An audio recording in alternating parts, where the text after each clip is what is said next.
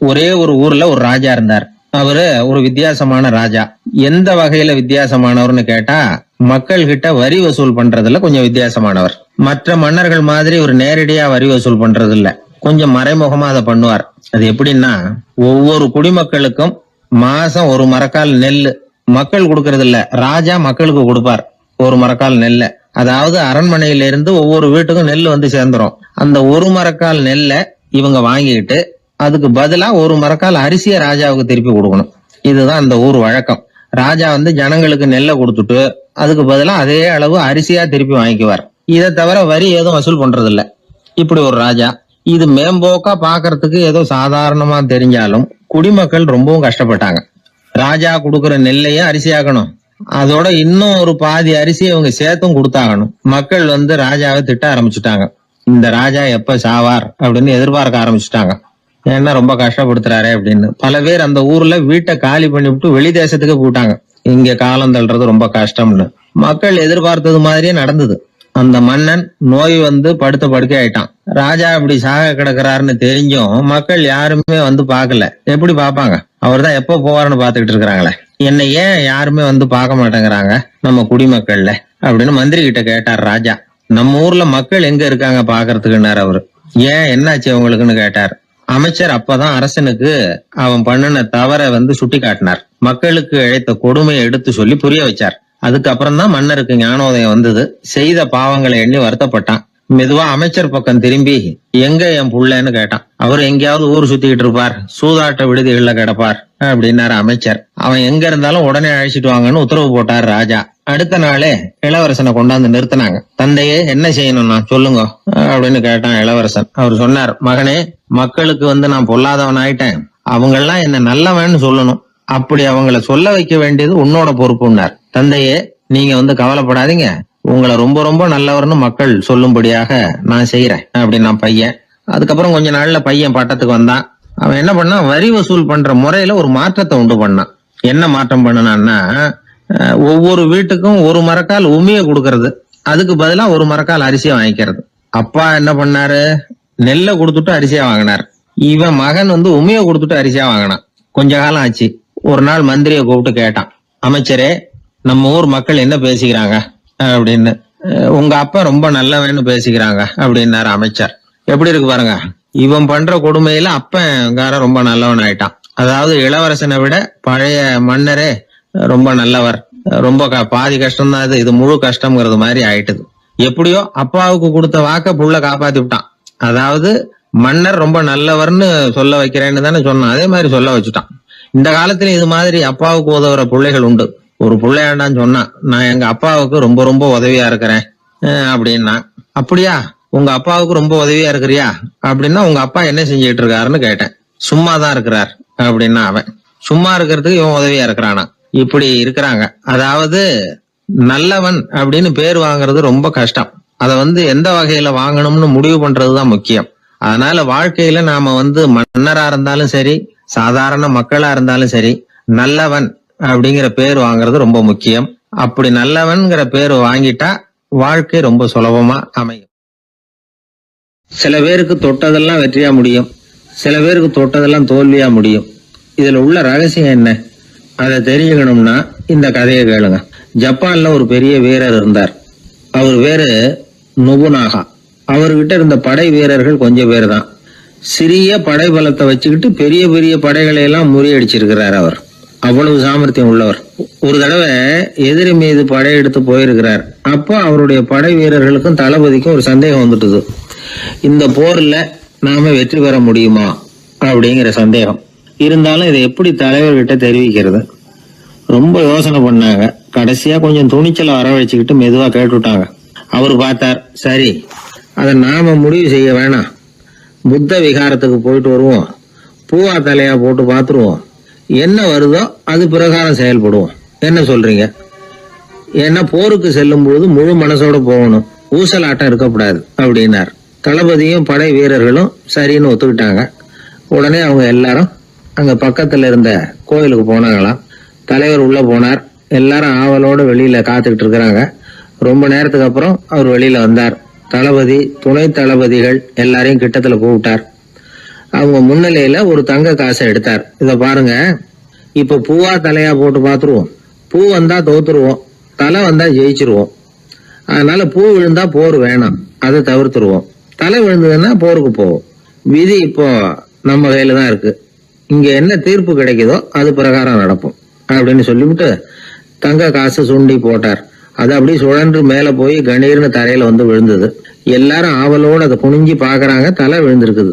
ஒரே மகிழ்ச்சி, ஆரவாரம். அதுக்கப்புறம் அவங்களுக்கு சந்தேகம் வரவே இல்லை. அப்படியே உறுதியான ஒரு முடிவோட போருக்கு போனாங்க. வெற்றியோட திரும்பி வந்தாங்க. வெற்றி விழா நடக்குது. தளபதி பேசுறார். இந்த வெற்றியை காசுதான் முடிவு பண்ணுச்சு, அதனால விதியை வெல்ல யாரால முடியும் அப்படின்னார். சொல்லிவிட்டு உட்கார்ந்தார். அப்போ அந்த தலைவர் தன்கிட்ட இருந்த அந்த தங்க காசை எடுத்து ரகசியமா தளபதி கிட்ட கொடுத்தாராம். தளபதி அதை வாங்கி பாக்குறாரு. அந்த நாணயத்துல 2 பக்கமும் தலை தான் இருக்குது. இதுல இருந்து என்ன தெரியுதுன்னா, வெற்றியின் ரகசியம் என்னன்னா மன உறுதி தான். எதை செஞ்சாலும் மனக்குழப்பம் இருக்கக்கூடாது. எண்ணி துணிக கருமம், இது வள்ளுவர் வாக்கு. பரீட்சை ரிசல்ட் வர்ற சமயம் ஒரு பையன் ஒரு காசை சுண்டி போட்டு தலையா பூவா பாத்துக்கிட்டு இருந்தான். என்னப்பா பாஸா ஃபெயிலா பாக்குறியா அப்படின்னு கேட்டாங்க.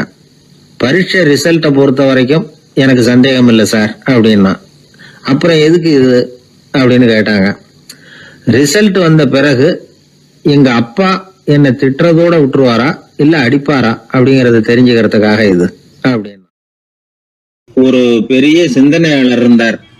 அவர் ரஷ்யாவில் இருந்தார். நிறைய புத்தகங்கள் எழுதியிருக்கிறார். அவர் பேரு ஓஸ்பென்ஸ்கி. உலகின் மிகச்சிறந்த 3 புத்தகங்கள்ல ஒண்ணு இவர் எழுதியிருக்கிறார் அப்படின்னு கூட சொல்றது உண்டு. அப்பேற்பட்ட எழுத்தாளர். அந்த காலத்துல குருஜீஃப் அப்படின்னு சொல்லி ஒரு பெரியவர் இருந்தார். ரொம்ப எளிமையான வாழ்க்கை வாழ்ந்துகிட்டு இருந்தவர். இவரை தேடி அந்த எழுத்தாளர் வந்தார். ஐயா, உங்ககிட்ட சில கேள்விகள் கேட்டு விளக்கம் பெறலாம்னு வந்திருக்கிறேன்னார். உடனே அந்த பெரியவர் என்ன செஞ்சார் தெரியுமா? ஒரு வெற்று காகிதத்தை எடுத்தார், அவர்கிட்ட கொடுத்தார். இந்தாங்க, இதை வச்சுக்கங்க. நாம 2 பேரும் பேசுறதுக்கு முந்தி நீங்க ஒரு காரியம் பண்ணணும்னார். என்ன செய்யணும் சொல்லுங்கன்னார் அவரு. இந்த காகிதத்துல உங்களுக்கு தெரிஞ்சதெல்லாம் என்ன, தெரியாததெல்லாம் என்ன அப்படிங்கிற பட்டியலை எழுதிக்கிட்டு வாங்க. அதுக்கு பிறகு உங்களுக்கு தெரியாத விஷயங்களை பத்தி நாம 2 பேரும் உரையாடலாம். ஏன்னா உங்களுக்கு தெரிஞ்சதை பத்தி நாம பேசி பிரயோஜனம் இல்லை, தெரியாததை பத்தி பேசினாதான் உங்களுக்கு அது உபயோகமா இருக்கும் அப்படின்னார். இவர் இப்படி சொன்னது அந்த எழுத்தாளருக்கு கொஞ்சம் தர்ம சங்கடமா இருந்தது. நாம எப்பேற்பட்ட சிந்தனையாளர், நம்மள போய் இவர் இப்படி எழுத சொல்றாரு அப்படின்னு நினைச்சாரு. இருந்தாலும் அந்த பெரியவர் பேர்ல இவருக்கு ரொம்ப மரியாதை. அதனால அவர் கொடுத்த காகிதத்தை வாங்கிட்டு தனியா ஒரு இடத்துல போய் உட்கார்ந்தார். யோசிக்க ஆரம்பிச்சார். முதல்ல யோசிச்சார், கடவுளை எனக்கு தெரியுமா அப்படின்னு. கடவுளை பற்றித்தான் எனக்கு தெரியுமே தவிர கடவுளை தெரியாதுங்கிறது புரிஞ்சுது. அதனால தனக்கு தெரிந்த ஒரு விஷயம் கடவுள் அப்படின்னு அவரால் குறிப்பிட முடியல. அடுத்தபடி ஆத்மாவை பத்தி சிந்திச்சார். ஆத்மாவை பற்றித்தான் நமக்கு தெரியுமே தவிர ஆத்மா நமக்கு தெரிஞ்ச விஷயமா இருக்கல அப்படிங்கறது புரிஞ்சுது. அதனால ஆத்மாவையும் தெரிஞ்ச பட்டியல்ல சேர்க்க முடியல. இப்படி ஒவ்வொன்னா அவர் யோசிக்க யோசிக்க எதுவுமே நமக்கு தெரியலங்கிறது அவருக்கு தெளிவாச்சு. நேரம் எழுந்திரிச்சு அந்த பெரியவர்கிட்ட போனார். ஐயா, உங்களை சந்திக்கிற வரைக்கும் எவ்வளவோ விஷயங்கள் எனக்கு தெரிஞ்சிருக்கிறதாக நினைச்சேன். ஆனா உங்ககிட்ட நிறைய கேள்விகள் கேட்கணுங்கிற ஆர்வத்தோட தான் வந்தேன். ஆனா நீங்க கேட்ட ஒரு கேள்விக்கு விடை காண முயன்ற போது எனக்கு எதுவுமே தெரியலங்கிறத புரிஞ்சுக்கிட்டேன் அப்படின்னார். அப்படின்னா உலக புகழ்பெற்ற இவ்வளவு புத்தகங்களை உங்களால எப்படி எழுத முடிஞ்சதுன்னு கேட்டார். இவரு சொன்னார், ஐயா, இப்பதான் எனக்கு புரியுது. எனக்கு தெளிவில்லாத பல விஷயங்களையும் நான் எழுதியிருக்கிறேன். அவையெல்லாம் வெறும் வார்த்தை குவியல்கள்ங்கிறத நான் இப்ப உணர்றேன். வார்த்தைகளே அறிவு அப்படிங்கிற மயக்கத்தில இருந்து இப்ப நான் விடுபட்டுட்டேன். அறிவு துறையில நான் ஒரு பூஜ்யம்ங்கிறது புரிஞ்சு போச்சு அப்படின்னார். இப்ப பெரியவர் சொன்னார், இப்பதான் உங்களுக்கு உண்மையான அறிவு ஏற்பட ஆரம்பிச்சிருக்குது. எப்போ ஒரு மனிதன் தன்னுடைய அறியாமையை உணர ஆரம்பிக்கிறானோ அப்போதுதான் அறிவின் தொடக்கத்துல அடி எடுத்து வைக்கிறான் அப்படின்னார்.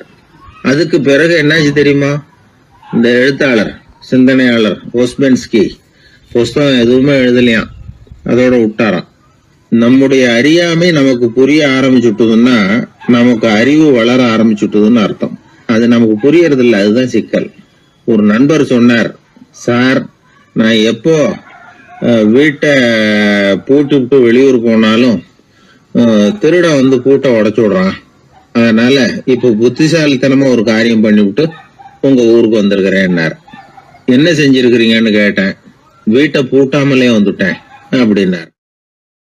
அளவுக்கு மிஞ்சினால் அமிர்தமும் நஞ்சு அப்படின்னு சொல்லுவாங்க. அது உண்மைதான். ஒருத்தருக்கு அளவுக்கு மீறிய புகழ் வந்துட்டுதுன்னு வச்சுங்க, அது கூட ஆபத்தாக போயிடுறது உண்டு. பழங்காலத்துல எல்லாம் கிரேக்க தேசத்தில் ஒரு பழக்கம் உண்டாம். அதாவது யாராவது ஒருத்தரை நாடு கடத்தணும்னா அதுக்கு ஒரு வழி உண்டு. அதாவது ஒருத்தரை நாடு கடத்தணும்னு மக்கள் விரும்புகிறாங்கன்னு வச்சுங்களேன், அவர் பேரை ஒரு மண்பாண்ட ஓட்டுச்சில்லில் எழுதி அதை ஒரு குறிப்பிட்ட பொது இடத்துல போட்டுற வேண்டியது, அவ்வளவுதான். இது மாதிரி பல பேர் போட்டுக்கிட்டே இருப்பாங்க. எல்லாம் அப்படியே குவிஞ்சு போயிடும். அந்த ஓட்டாஞ்சில்லு குவியலில் யாருடைய பேர் அதிகமாக இருக்குதோ அந்த நபரை ஒரு 10 ஆண்டுகள் நாடு கடத்தி விடுவாங்க. இது அந்த ஊர் வழக்கமாக. ஒரு நாள் அந்த குவியலுக்கு பக்கத்தில் ஒரு ஆள் நின்றுக்கிட்டு இருக்கிறான். அவன் கையில் ஒரு ஓட்டாஞ்சில்லு வச்சுருக்கிறான். அதில் யாரோட பேரையோ எழுதணும், எழுதி அந்த இடத்துல போடணுங்கிறது அவன் ஆசை. ஆனால் அவன் படிக்காதவன், அதனால் எழுத தெரியல. யாராவது அந்த வழியாக வர்றாங்களான்னு பார்த்துக்கிட்டே நின்றுக்கிட்டு இருந்தான். ஒரு பெரியவர் வந்துக்கிட்டு இருந்தார். அவர்கிட்ட ஓடினான். கையில் இருந்த மண்பாண்ட சில்லை கொடுத்தான். ஐயா, இதில் ஒரு பேர் எழுதி கொடுங்களேன்னா. அந்த பெரியவர் அதை வாங்கி கையில் வச்சுக்கிட்டு, என்ன பேர் எழுதணும் சொல்லு அப்படின்னா. இவன் சொன்னான், அரிஸ்டைடிஸ் அப்படின்னு எழுதுங்க அப்படின்னா. இதை கேட்டதும் அந்த பெரியவருக்கு அதிர்ச்சி. ஏன்னா அவர் தான் அரிஸ்டைடிஸ், தத்துவ மேதை அரிஸ்டைடிஸ் அவர். இருந்தாலும் நான் தான் அதுங்கிறத காட்டிக்காமல் அந்த ஆளுக்கிட்ட கேட்டார். அது சரிப்பா, அரிஸ்டைடிஸுங்கிற பேரை எழுத சொல்கிற, அவர் உனக்கு என்ன கெடுதல் பண்ணார்? அவர் பேரை இதில் எழுத சொல்கிறியே அப்படின்னு கேட்டிருக்கார். அதுக்கு இவன் சொன்னானா, அவர் எனக்கு எந்த கெடுதலும் பண்ணலை, அவரை நான் பார்த்தது கூட இல்லை அப்படின்ட்டுருக்கான். அப்புறம் எதுக்காக அவரை நாடு கடத்தணும்னு நீ ஆசைப்படுற அப்படின்னு கேட்டிருக்கார். இப்போ அந்த ஆள் சொல்கிறான், அரிஸ்டைடஸை பற்றி எல்லாரும் பேசுகிறாங்க, அவர் ரொம்ப நல்லவர், அவர் ஒரு பெரிய அறிவாளிங்கிறாங்க, அவர் ஒரு பெரிய வள்ளல், பேரறிஞர், இப்படி எல்லாரும் சொல்கிறத கேட்டு கேட்டு எனக்கு ரொம்ப அலுத்து போயிட்டுது, அதனால தான் வெறுப்பாயிட்டேன் அப்படின்னு நானும். இதிலேருந்து என்ன தெரியுது? நாம் நல்லவனாக இருக்கிறதுல ஒன்றும் இடைஞ்சல் இல்லை. ஆனால் நம்மளை நல்லவன் நல்லவன் எல்லாரும் சொல்ல ஆரம்பிச்சிட்டாங்கன்னு வச்சுக்கோங்க, அப்போ இடைஞ்சல் ஆரம்பம்னு அர்த்தம். எதுவுமே அளவுக்கு மிஞ்சி போகாமல் பார்த்துக்க வேண்டியது ரொம்ப அவசியம். அளவுக்கு அதிகமாக ஆசைப்படாதவங்களில் ஆப்ரஹாம் லிங்கனும் ஒருத்தரான். அவர் ஒரு தடவை தன்னுடைய நண்பர்கள்கிட்ட பேசிக்கிட்டு இருந்தாராம். ஒருத்தர் கேட்டிருக்கார், ஒரு மனுஷனுக்கு கால்கள் எவ்வளோ உயரம் இருக்கணும் அப்படின்னு கேட்டாராம். இதுக்கு ஆப்ரஹாம் லிங்கன் சொன்னாராம், அது என்ன, இடுப்புலேருந்து தரையை தொடுற அளவுக்கு உயரம் இருந்தால் போதும் அப்படின்னாராம். ஒரு ஜென் துறவி, அவருக்கு ரொம்ப வயசாகிட்டுது, கடைசி காலம். நண்பர்களெல்லாம் கூப்பிட்டார். நண்பர்களே, நான் வித்தியாசமான முறையில் சாகணும்னு ஆசைப்பட்றேன், அதுக்கு ஏதாவது யோசனை சொல்லுங்களேன் அப்படின்னு கேட்டாராம். நண்பர்கள் சிரித்தாங்க. என்ன பேச்சு பேசுகிறீங்க, சாவறதுங்கிறது என்ன விளையாட்டு கத்தனமான காரியமா அப்படின்னு கேட்டிருக்காங்க. அந்த துறவி கொஞ்ச நேரம் யோசனை பண்ணார். அப்புறம் கேட்டாராம், இது வரைக்கும் யாராவது நடந்துக்கிட்டே இறந்துருக்குறாங்களா அப்படின்னாராம். எல்லாரும் இல்லைன்னாங்களாம். ஒருத்தர் மட்டும் சொல்லியிருக்கார், அப்படியும் ஒருத்தர் இறந்துருக்கிறதாக ஒரு கதையில் படிச்சிருக்கிறேன், ஒரு ஞானியால் தான் அப்படியெல்லாம் செய்ய முடியும் அப்படின்னு அவர் சொன்னாராம். சரி, அப்படின்னா அந்த முறை நமக்கு வேணாம், நின்றுக்கிட்டே யாராவது உயிரை விட்டுருக்காங்களா அப்படின்னு விசாரித்தாராம். அப்படியும் ஒருத்தர் இறந்துருக்கிறார் அப்படின்னாங்களாம். மறுபடியும் அந்த துறவி யோசனை பண்ணியிருக்கிறார். ஏதாவது வித்தியாசமான முறையில் நாம் போகணும் அப்படிங்கிறது அவருடைய விருப்பம். மனிதன் எப்படி வாழ்கிறானோ அப்படி இறப்பது தான் நல்லது. சரி, யாராவது தலைகீழாக யோகம் செய்யும் நிலையில் இறந்துருக்கிறாங்களா அப்படின்னு விசாரித்தாராம். நண்பர்கள் சிரித்தாங்க. தலைகீழாக நின்னபடி இறந்ததாக நாங்கள் கேள்விப்பட்டதே இல்லை, அது முடியாத காரியம் அப்படின்ட்டுருக்காங்க. இப்போ அந்த துறவிக்கு திடீர்னு உற்சாகம் வந்துட்டுது. உடனே எழுந்திரிச்சார், தலைகீழாக நின்னார், அப்படியே உயிரை விட்டுட்டார். அவ்வளோதான். அந்த மடாலயத்தில் ஒரே குழப்பம், எப்படி அவரை கீழே இறக்கி படுக்க வைக்கிறது அப்படின்னு புரியல. இப்படி உயிர் விடுறதை பற்றி அவங்க இது வரைக்கும் கேள்விப்பட்டதும் இல்லை. உண்மையிலேயே இவர் இறந்து தான் போனாராங்கிறதும் தெரியல. சோதித்து பார்த்தாங்க. இதய துடிப்பு, நாடி துடிப்பு எல்லாம் நின்று போயிருந்தது. இவர் எப்போவும் இப்படி தான், என்ன பண்ணுறது இப்போது அப்படின்னு சொல்லி எல்லோரும் குழம்பிக்கிட்டு இருக்கிற சமயத்தில் ஒரு பெரியவர் யோசனை சொன்னார். இந்த துறவியோட மூத்த சகோதரி பக்கத்து மடாலயத்தில் இருக்கிறாங்க, அவங்கள இங்கே அழைச்சிட்டு வந்தால் ஏதாவது வழி கிடைக்கும் அப்படின்னார். அந்த அம்மாவுக்கு 90 வயசு. அழைச்சிட்டு வந்தாங்க. ஒரு குச்சியை ஊன்றிக்கிட்டு அப்படியே மெதுவாக நடந்து வந்தாங்க. வந்து தம்பி தலைகீழாக நின்று உயிர் விட்டு இறக்கிறத பார்த்தாங்க. தம்பின்னு கூப்பிட்டு பார்த்தாங்க, ஒன்றும் காணோம். உடனே என்ன பண்ணாங்க, தன்னுடைய கைத்தடியால் தம்பியோட உடலை ஒரு தட்டு தட்டினாங்க. ஏப்பா சாகிறப்பவும் உன்னுடைய குறும்புத்தனத்தை விடலையா? இப்படியாடா சாகிறது, ஒழுங்காக செத்து தொலை அப்படின்னாங்களாம். அவ்வளவுதான். உடனே அந்த துறவி திரும்பி நேராக நின்னார். அக்கா கோவப்படாத, நான் ஒழுங்காக சாகிறேன், எப்படி செத்தா என்ன, எல்லாம் எனக்கு ஒன்று தான் அப்படின்னு சொல்லிவிட்டு அப்படியே தரையில் படுத்து உயிரை விட்டாராம். அதுக்கப்புறம் அந்த அம்மா கோலை வந்து கையில் எடுத்துக்கிட்டு அப்படியே திரும்பி கூட பார்க்காம அவங்க பாட்டுக்கு போயிட்டாங்களாம். மரணத்தை ஒரு விளையாட்டாக ஆக்கிய அந்த துறவிக்கு வாழ்க்கையே ஒரு விளையாட்டாக தான் இருந்திருக்குது. எந்த நோக்கமும் இல்லாமல் செயல்படுறதுன்னா என்னங்கிறதும் அவருக்கு தெரிஞ்சிருக்குது. பயனை எதிர்பார்க்காமல் பணி செய்து வாழ்ந்து மறைந்த மகான் அவர். தம்முடைய தொழிலை வந்து விளையாட்டு போல் செய்ய தெரிஞ்சவருக்கு வாழ்க்கையே ஒரு விளையாட்டாக மாறிடும். எல்லாமே விளையாட்டாகி விடுகிற போது மரணமும் விளையாட்டாகிவிடும் அப்படிங்கிறது தான் அந்த தத்துவம். ஆனால் அதுக்கு முன்னாடி உங்களுக்குள்ளே இருக்கிற உண்மையான நடிகனை வந்து நீங்கள் அடையாளம் கண்டுபிடிக்கணும். நீங்கள் நடிக்க வேண்டியதே இல்லை, நீங்கள் ஏற்கனவே நடிச்சுக்கிட்டு தான் இருக்கிறீங்க. நீங்கள் இந்த உண்மையை தெரிஞ்சுக்கணும், அவ்வளவுதான். இதுதான் ஞானிகளுடைய கருத்து. நீங்கள் தெருவில் நடந்து போயிட்டுருக்கிறீங்க, எதிரில் வர்றவர் உங்களை பார்த்து எப்படி இருக்கிறீங்கன்னு கேட்குறார். நல்லா இருக்கிறேங்கிறீங்க. உண்மையிலேயே நாம் நல்லா இருக்க மாட்டோம், ஏதாவது உடம்புல கோளாறு இருக்கும். ஆனால் அப்படி சொல்லுவோம் நல்லா இருக்கிறேன் அப்படின்னு. அது நடிப்பு தானே. உங்களை சந்தித்ததில் ரொம்ப மகிழ்ச்சி அப்படின்னு சொல்கிறோம். உடனே கொஞ்சம் நிதானமாக யோசித்து பாருங்கள், உண்மையிலேயே உங்கள் மனசு மகிழ்ச்சி அடைஞ்சுட்டுதா? அது நடிப்பு தானே. வாழ்க்கையை சரியாக புரிஞ்சுக்கிட்டால் எல்லாமே நடிப்புங்கிறது புரியும். கல்யாண பத்திரிக்கை அனுப்பியிருந்தேனே, ஏன்டா வரலன்னு கேட்டான் ஒருத்தன். வந்திருந்தேனே அப்படின்னானா இவன். டேய் ஏன்டா போய் சொல்கிற, நான் பத்திரிக்கையே உனக்கு அனுப்பலையே அப்படின்ட்டுருக்கான் அவன். அதுக்கு இவன் சொன்னானா, பத்திரிக்கை அனுப்புனேன்னு நீ போய் சொல்கிறப்போ கல்யாணத்துக்கு வந்தேன்னு நான் போய் சொல்லக்கூடாதா அப்படின்னானா. ஒரு பெரிய பியானோ கலைஞர் வியன்னாவில் இருந்தார். ரொம்ப புகழ்பெற்ற இசை கலைஞர் அவர். இங்கிலாந்து மகாராணி விக்டோரியா அவருடைய சங்கீதத்தை கேட்கணும்னு ஆசைப்பட்டாங்க. அவரை அரண்மனைக்கு கூப்பிட்டாங்களாம். பியானோ வாசிக்க சொல்லி கேட்டாங்களாம். இவரும் ரொம்ப பிரமாதமாக வாய்ச்சி காட்டியிருக்கார். உடனே பாராட்டி பரிசுகள்லாம் கொடுத்து அனுப்புனாங்களாம். அந்த இசையை கேட்குறதுல அரசிக்கு ரொம்பவும் ஆர்வம் உண்டு. அதனால் அதுக்கப்புறமும் அந்த கலைஞர் அடிக்கடி அரண்மனைக்கு வர வேண்டிய அவசியம் ஏற்பட்டது. ஏன்னா அரசி கூப்பிட ஆரம்பித்தாங்க. இவர் போகணும், அங்கே இசை நிகழ்ச்சி நடத்தணும். இவர் அங்கே பாடி வாசிக்கிறது உண்டு. ஒரு தடவை வந்து மகாராணி அவரை பார்த்து உங்கள் நாட்டு தேசிய கீதம் பாடுங்களேன் அப்படின்னு கேட்டாங்களாம். உடனே அவர் தன்னுடைய நாடான ஆஸ்திரியாவின் தேசிய கீதத்தை பாடியிருக்கிறார். அவர் பாட ஆரம்பித்த உடனே மகாராணி எழுந்திரிச்சு நின்னாங்களாம். அதுக்கு மரியாதை செலுத்துகிற நோக்கத்தோடு பாட்டு முடிகிற வரைக்கும் அப்படியே நின்றுக்கிட்டு இருந்தாங்களாம். இதுதான் அந்த அரசியினுடைய பெருந்தன்மை. அதாவது நாட்டுப்பற்றுங்கிறது அந்த அளவுக்கு அப்படி இருக்கணும். இப்படி ஒரு அரசியே நம்ம நாட்டு தேசிய கீதத்துக்கு எழுந்திரிச்சு நின்று மரியாதை செலுத்துகிறாங்க அப்படிங்கிறத புரிஞ்சிக்கும் பொழுது அந்த முதிய கலைஞரின் மகிழ்ச்சிக்கு அளவே இல்லையாம். அதுக்கப்புறம் அந்த பியானோ கலைஞர் ஒரு நாள் தன்னுடைய நண்பர் ஒருத்தர்கிட்ட பேசிக்கிட்டு இருந்தாராம். அப்போ சொன்னாராம், மகாராணியார் வந்து எனக்கு எவ்வளவோ பரிசுகள்லாம் கொடுத்துருக்குறாங்க. ஒரு தடவை எனக்கு வைரக்கல் பதித்த அணி ஒன்றை கூட பரிசாக கொடுத்தாங்க. ஆனால் அதை விட உயர்ந்த விலை மதிக்க முடியாத அணி என்ன தெரியுமா? நான் என்னுடைய நாட்டு தேசிய கீதத்தை நான் பாடுறப்போ அவங்க எழுந்திரிச்சு நின்று மரியாதை செலுத்தினாங்களே, அதுதான் எனக்கு கிடைச்ச மிகப்பெரிய பரிசு அப்படின்னாராம். எனக்கு தெரிஞ்ச சங்கீத வித்வான் ஒருத்தர் இருக்கார். சமீபத்தில் ஒரு நாள் அவரை பார்த்தேன். எப்படி போயிட்டுருக்கு உங்கள் தொழில் அப்படின்னு கேட்டேன்.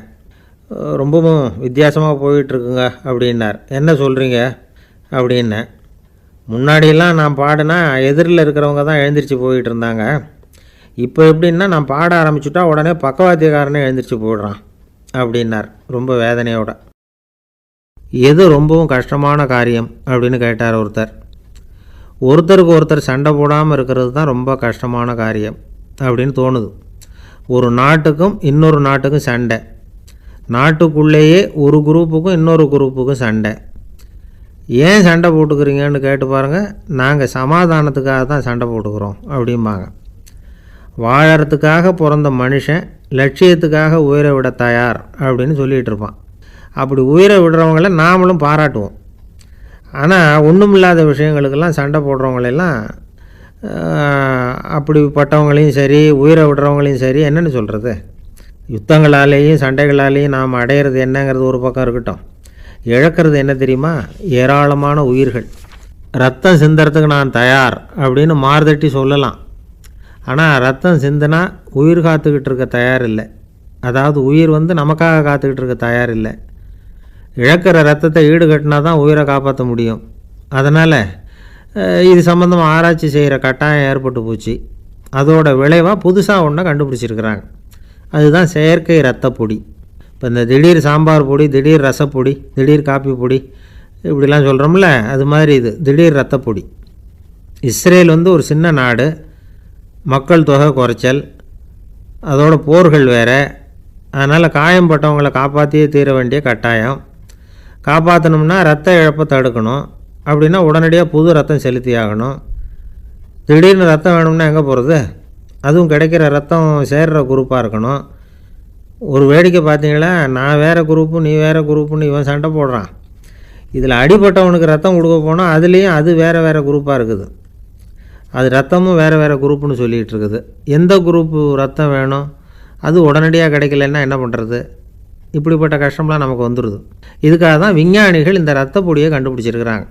அதாவது ஒரு ஆள் அடிபட்டு போட்டான்னு வச்சுங்களேன், அவனுக்கு ரத்தம் கிடைக்கல, உடனே என்ன பண்ணலாம்? இந்த சுத்தப்படுத்தப்பட்ட தண்ணீரை கொஞ்சம் எடுத்துக்க வேண்டியது, அதில் இந்த ரத்த பொடியை கரைக்க வேண்டியது. இப்போ இந்த செயற்கை ரத்தம் தயாராகிட்டுது. இதை அந்த ஆள் உடம்புல ஏற்றி விட்டுற வேண்டியது. இயற்கையாக நம்ம உடம்பில் இருக்கிற ரத்தம் என்னென்ன வேலை செய்யுதோ அதே வேலையை இதுவும் செய்யும். அதாவது ஆக்சிஜனை உடம்புல எல்லா இடத்துக்கும் எடுத்துகிட்டு போகுது. அந்த வேலையை இந்த செயற்கை ரத்தமும் செஞ்சுருது. ஆனால் ஒரு விஷயம், இந்த செயற்கை ரத்தம் ஒரு அவசரத்துக்கு தான் உபயோகப்படுத்தலாம், ஒரு முதல் உதவி மாதிரி. அதை அப்படியே நிரந்தரமாக விட்டுற முடியாது. பின்னாடி தேவையான குரூப்பு உண்மையான ரத்தம் கிடைச்ச உடனே அதை செலுத்திக்கணும். உண்மையான ரத்தத்தை 20லேருந்து 40 நாள் வரைக்கும் தான் பாதுகாக்க முடியும். அதுவும் குளிர்பதன பெட்டியில். அதுக்குள்ளே உபயோகப்படுத்தலைன்னா அது வீணாக போயிடும். இந்த ரத்த பொடி அப்படி இல்லை, எவ்வளோ நாள் வேணும்னாலும் அப்படியே வச்சுருக்கலாம். குளிர்பதன பெட்டியும் தேவையில்லை. ஆனால் ஒன்று, இது தண்ணியில் கலந்து செயற்கை ரத்தமாக ஆக்கிவிட்டா அதோட வலு 72 மணி நேரம் தான். அதாவது 3 நாள். அதுக்குள்ளே அந்த ஆசாமியை எங்கேயாவது ஆஸ்பத்திரிக்கு தூக்கிட்டு போய் உண்மையான ரத்தத்தை கொடுத்துடணும். சண்டையில் அடிபடுறவங்க, சாலை விபத்தில் அடிபடுறவங்க, இவங்களுக்கெல்லாம் அவசரத்துக்கு கை கொடுத்து உதவுறது இந்த செயற்கை ரத்த பொடி. அதுக்கப்புறம் நாம் கொடுக்குற ரத்தம் தான் அவங்கள காப்பாற்றணும். இன்றைக்கி ரத்தத்தை தானமாக கொடுக்க தயாராக இருக்கிற நல்ல உள்ளங்கள் ஏராளம். எவ்வளவு ஆக்சிடெண்ட்டு, ஆப்ரேஷன், இதில் சம்மந்தப்பட்டவங்களை காப்பாற்றுறது நாம் தானமாக கொடுக்குற ரத்தம் தானே. ஒரு ஆக்சிடெண்ட்டு, ஒரு ஸ்கூட்டர் ஒரு ஆள் மேலே மோதி விட்டுது, பார்த்து வரக்கூடாதா அப்படின்னா அந்த ஆள், நீ தான் பார்த்து நடக்கணும், ஏன்னா 20 வருஷமாக நான் அந்த ஸ்கூட்டரை ஓட்டிகிட்டு இருக்கிறேன் அப்படின்னானா இவன்.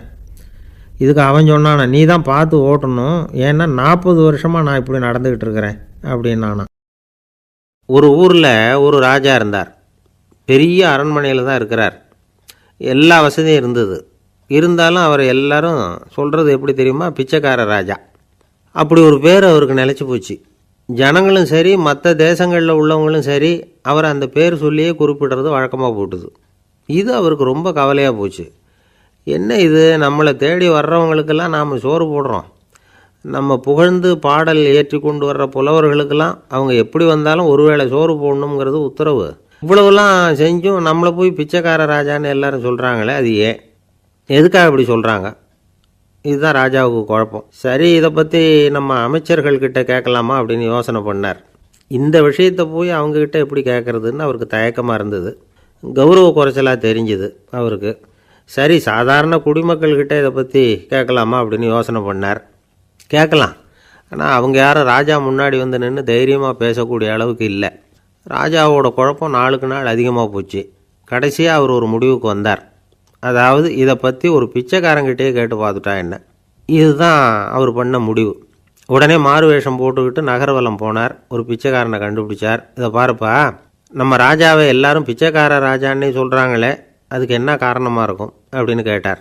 அதுக்கு அவன் சொல்கிறான், இதுக்கான பதிலை இன்னும் ஒரு 30 நாளில் சொல்கிறேன் அப்படின்னா. உடனே இவருக்கு சந்தோஷம். உண்மையை அவங்ககிட்ட சொன்னார். நான் வேற யாரும் இல்லை, நான் தான் இந்த நாட்டு ராஜா.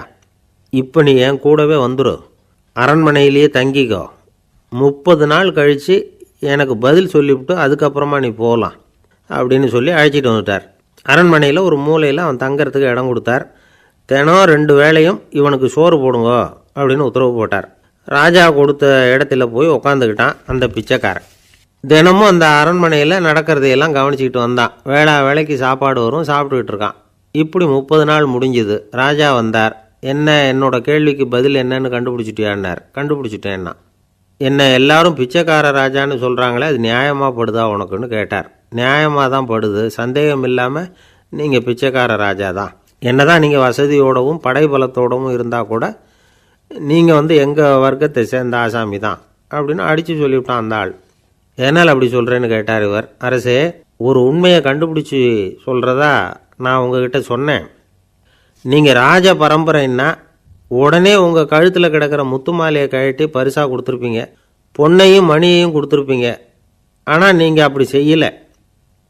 என்னை ஒரு மூலையில் உட்கார வச்சு 2 வேளை சோறு போட சொன்னீங்க. உங்களை தேடி யார் வந்தாலும், யார் பாராட்டி பேசினாலும் அல்லது பிரச்சனைகளை சொன்னாலும் நீங்கள் செய்கிற ஒரே காரியம் சோறு போடுறது தான். பிச்சைக்காரனுக்கு சோறு மட்டும்தான் உலகம். உங்கள் விஷயத்திலையும் நீங்கள் அப்படி தான் நினைக்கிறதாக தெரியுது. நல்லா கவனிங்க. எந்த ஒரு பிரச்சனைக்கும் சோறு தான் முடிவுன்னு நினைக்கிறீங்க பாருங்கள். நீங்கள் சந்தேகமில்லாத எங்களை சேர்ந்த ஆள் தான் அப்படின்னு விட்டான் அந்த பிச்சைக்காரன். அதுக்கப்புறம் தான் அந்த ராஜா தன்னுடைய தவறுகளையெல்லாம் திருத்திக்கிட்டாராம். பசின்னு வர்றவங்களுக்கு சோறு தான் போடணும், அது தப்பு இல்லை. பாராட்ட வர்றவங்களுக்கெல்லாம் சோத்தையே போட்டு அனுப்புனா இப்படி தான் பேர் வரும். எனக்கு தெரிஞ்ச ஒருத்தர் தினமும் யாராவது ஒருத்தரை தன் வீட்டுக்கு அழைச்சிட்டு போவார், சாப்பாடு போட்டு அனுப்புவார். முன்னறிவிப்பு இல்லாமல் திடீர்னு ஒரு விருந்தாளியோட வீட்டில் போய் இவர் நிற்கிறது வழக்கம். அந்த அம்மாவும் இவருக்காக தயார் பண்ணி வச்சுருந்ததை இவர் அழைச்சிட்டு வந்திருக்கிற விருந்தாளிக்கு போட்டுருவாங்க. விருந்தாளி சாப்பிட்டுட்டு போனதுக்கப்புறம் இவர் மனைவிகிட்ட உனக்கு சிரமம் வேணாம் அப்படின்னு சொல்லிவிட்டு பக்கத்தில் உள்ள ஒரு ஹோட்டலுக்கு போய் காசு கொடுத்து சாப்பிட்டுட்டு வந்துடுவார். பல நாள் இப்படி நடக்கும். ஒரு நாள் அவரை தனியாக கூப்பிட்டுக்கிட்டு போய் ஏன் இப்படி பண்ணுறீங்கன்னு கேட்டோம். அதுக்கு அவர் சொல்கிறாரு, எங்கள் வீட்டு சாப்பாட்டிலேருந்து தப்பிக்கிறதுக்கு எனக்கு வேறு வழி எதுவும் தெரியல சார், அதனால தான் இப்படி பண்ணிகிட்ருக்கிறேன் அப்படின்னார் ரொம்ப பரிதாபமாக. ஒருத்தன் எப்படி நடந்துக்கிறாங்கிறத வச்சு தான் அந்த ஆள் எப்படிங்கிறத நாம் முடிவு பண்ணுறோம். ஆளுமைன்னு சொல்கிறோம்ல, அதுக்கு சூழ்நிலைகளை ஆளுகின்ற தன்மை அப்படின்னு விளக்கம் கொடுக்குறார் ஒரு உளவியல் நிபுணர். சரி, ஒரு மனிதனுடைய ஆளுமையை உருவாக்குகிற விஷயங்கள் என்னென்ன? பிறப்பு, வளர்க்கப்பட்ட விதம், படிப்பு, நண்பர்கள், சமுதாயம், இப்படி நிறைய உண்டு. ஆளுமையின் அடிப்படையில் சில மனநோய்கள் உண்டாகுது. அதெல்லாம் என்னென்னங்கிறத தெரிஞ்சு வச்சுக்கிட்டோம்னா நம்ம கூட இருக்கிறவங்கள அடையாளம் கண்டுபிடிக்கிறதுக்கு அது ரொம்ப உபயோகமாக இருக்கும். ஃப்ரெனாய்டு ஆளுமை அப்படின்னு ஒன்று. இந்த கோளாறு உள்ளவங்க எப்படி இருப்பாங்க தெரியுமா? அதிக உணர்ச்சி, சந்தேகம், பொறாமை இதெல்லாம் அதிகமாக இருக்கும். வளைஞ்சு கொடுக்க மாட்டாங்க. அடுத்தவங்களோட இணக்கமான உறவு இருக்காது. அவங்க செய்கிற தப்புக்கெல்லாம் அடுத்தவங்களை குறை சொல்லிகிட்டு இருப்பாங்க. இது ஒரு ரகம். அடுத்தது ஸ்கிசாய்டு ஆளுமை அப்படின்னு சொல்கிறாங்க. இந்த கோளாறு உள்ளவங்க அடுத்தவங்களோட பழக கூச்சப்படுவாங்க. சின்ன வயசுலேயே இது ஆரம்பமாயிடுது. பகல் கனவுலேயே சஞ்சரிப்பாங்க. அவங்களுடைய விரோதம், கோபம் இதை கூட வெளியில் காட்டிக்க முடியாமல் இருப்பாங்க. இவங்களுக்கு அகமுகம், பிரச்சனைகள்லேருந்து ஒதுங்கி எதுலேயும் ஈடுபாடு இல்லாதவங்களாக இருப்பாங்க. இப்படி ஒரு ரகம். அடுத்தது சைக்ளோதமிக் ஆளுமை அப்படின்னு சொல்கிறாங்க. அது என்னென்னா உணர்ச்சிகளில் ஏற்றத்தாழ்வு அதிகமாக இருக்குமா. சில சமயம் பார்த்தா மகிழ்ச்சியாக இருப்பாங்க, சில சமயம் சோகமாக உட்காந்துருப்பாங்க. அவங்க மனநிலைக்கு தகுந்த மாதிரி சமூக நிகழ்ச்சிகளில் பங்கெடுத்துக்குவாங்க. இன்னொரு வகை என்னென்னா எண்ணப்பீடிகை ஆளுமை அப்படின்னு பேர் வச்சுருக்கிறாங்க. அதுக்கு இவங்களுக்கெல்லாம் கரெக்டாக இருக்கணும், எல்லாம் சட்டத்திட்டம் எதுலேயும் ஒரு ஒழுங்குமுறை, இப்படி எதிர்பார்க்குற மனோபாவம். இவங்க எதிர்பார்ப்புக்கும் வரன்முறைக்கும் மற்றவங்க கட்டுப்படணும்னு நினைப்பாங்க. இந்த நிலைமை நீடித்தா என்ன ஆகும் தெரியுமா? அலைக்கழிக்கிற எண்ணங்கள் திரும்ப திரும்ப ஒரே செயலை செய்ய தூண்டுற மன தளர்ச்சிக்கு ஆளாயிடுறாங்க. அடுத்தது ஹிஸ்டீரியா ஆளுமை. சின்ன விஷயத்தையெல்லாம் பெருசுப்படுத்தி நாடகமாக்குற நடிகர்கள் இவங்க. உணர்ச்சி அதிகம் உள்ளவங்க. இவங்க மன எழுச்சியில் பக்குவமின்மை, குழந்தைத்தனம், முதிர்ச்சியின்மை எல்லாம் இருக்கும். தன்னலம் மிக்க குணம். பிறர் தன்னை மட்டுமே கவனிக்கணும்னு நினச்சி செயல்படுறது, இதெல்லாம் இவங்க அடையாளம். அடுத்த ரகம் எப்படின்னா வளர்ச்சியற்ற ஆளுமைன்னு சொல்கிறாங்க. அடுத்தவங்களோட இணங்கி போக முடியாதவங்க, அறிவு, மன எழுச்சி, சமூக உறவு இதில் எல்லாம் போதுமான வளர்ச்சியையும் நிறைவையும் பெற முடியாதவங்க, இவங்களால வாழ்க்கையில் முன்னேற முடியாது. பிச்சைக்காரங்க, குற்றவாளிகள் இவங்ககிட்டெல்லாம் இது மாதிரியான ஆளுமை அதிகமாக இருக்குமா. அடுத்தது என்னென்னா சோர்வு உடைய ஆளுமை. எதுலேயும் உற்சாகம் இல்லாமல் சோர்ந்து போயிருப்பாங்க. அதுக்கெல்லாம் நமக்கு வலிமை இல்லைப்பா அப்படின்னு சொல்லிகிட்டு இருப்பாங்க. சின்ன விஷயங்களுக்கெல்லாம் அதிர்ச்சி அடையிறது, வாழ்வின் சுவையை அனுபவிக்க முடியாதவங்க. இன்னொரு ரகம், இது கொதித்தெழும் ஆளுமைங்கிறாங்க. எதுக்கு எடுத்தாலும் ஆத்திரம், குரோதம், வன் செயல் இதிலெல்லாம் ஈடுபாடு இப்படி உள்ளவங்க.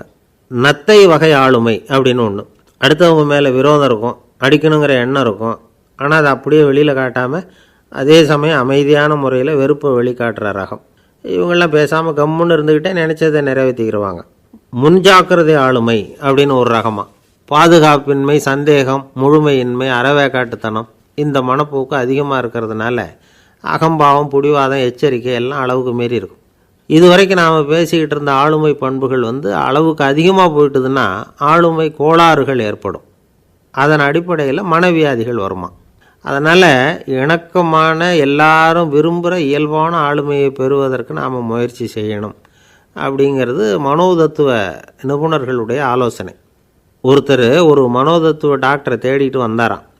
டாக்டர், எனக்கு மனசில் ஏதோ வியாதி, ஆளுமை கோளாறு, அதாவது எனக்கு சீக்கிரமாக செத்து போனால் தேவையில்லைன்னு தோணுது அப்படின்னாராம். உடனே அந்த டாக்டர், சரி அப்படின்னா இங்கே இருங்க, நான் வைத்தியம் பார்க்குறேன் அப்படின்னாராம். ஆஃபீஸு முடிஞ்சு வீட்டுக்கு போகிற சமயத்தில் ஒருத்தர் கடைக்கு போய் ஸ்வீட் வாங்கினார்.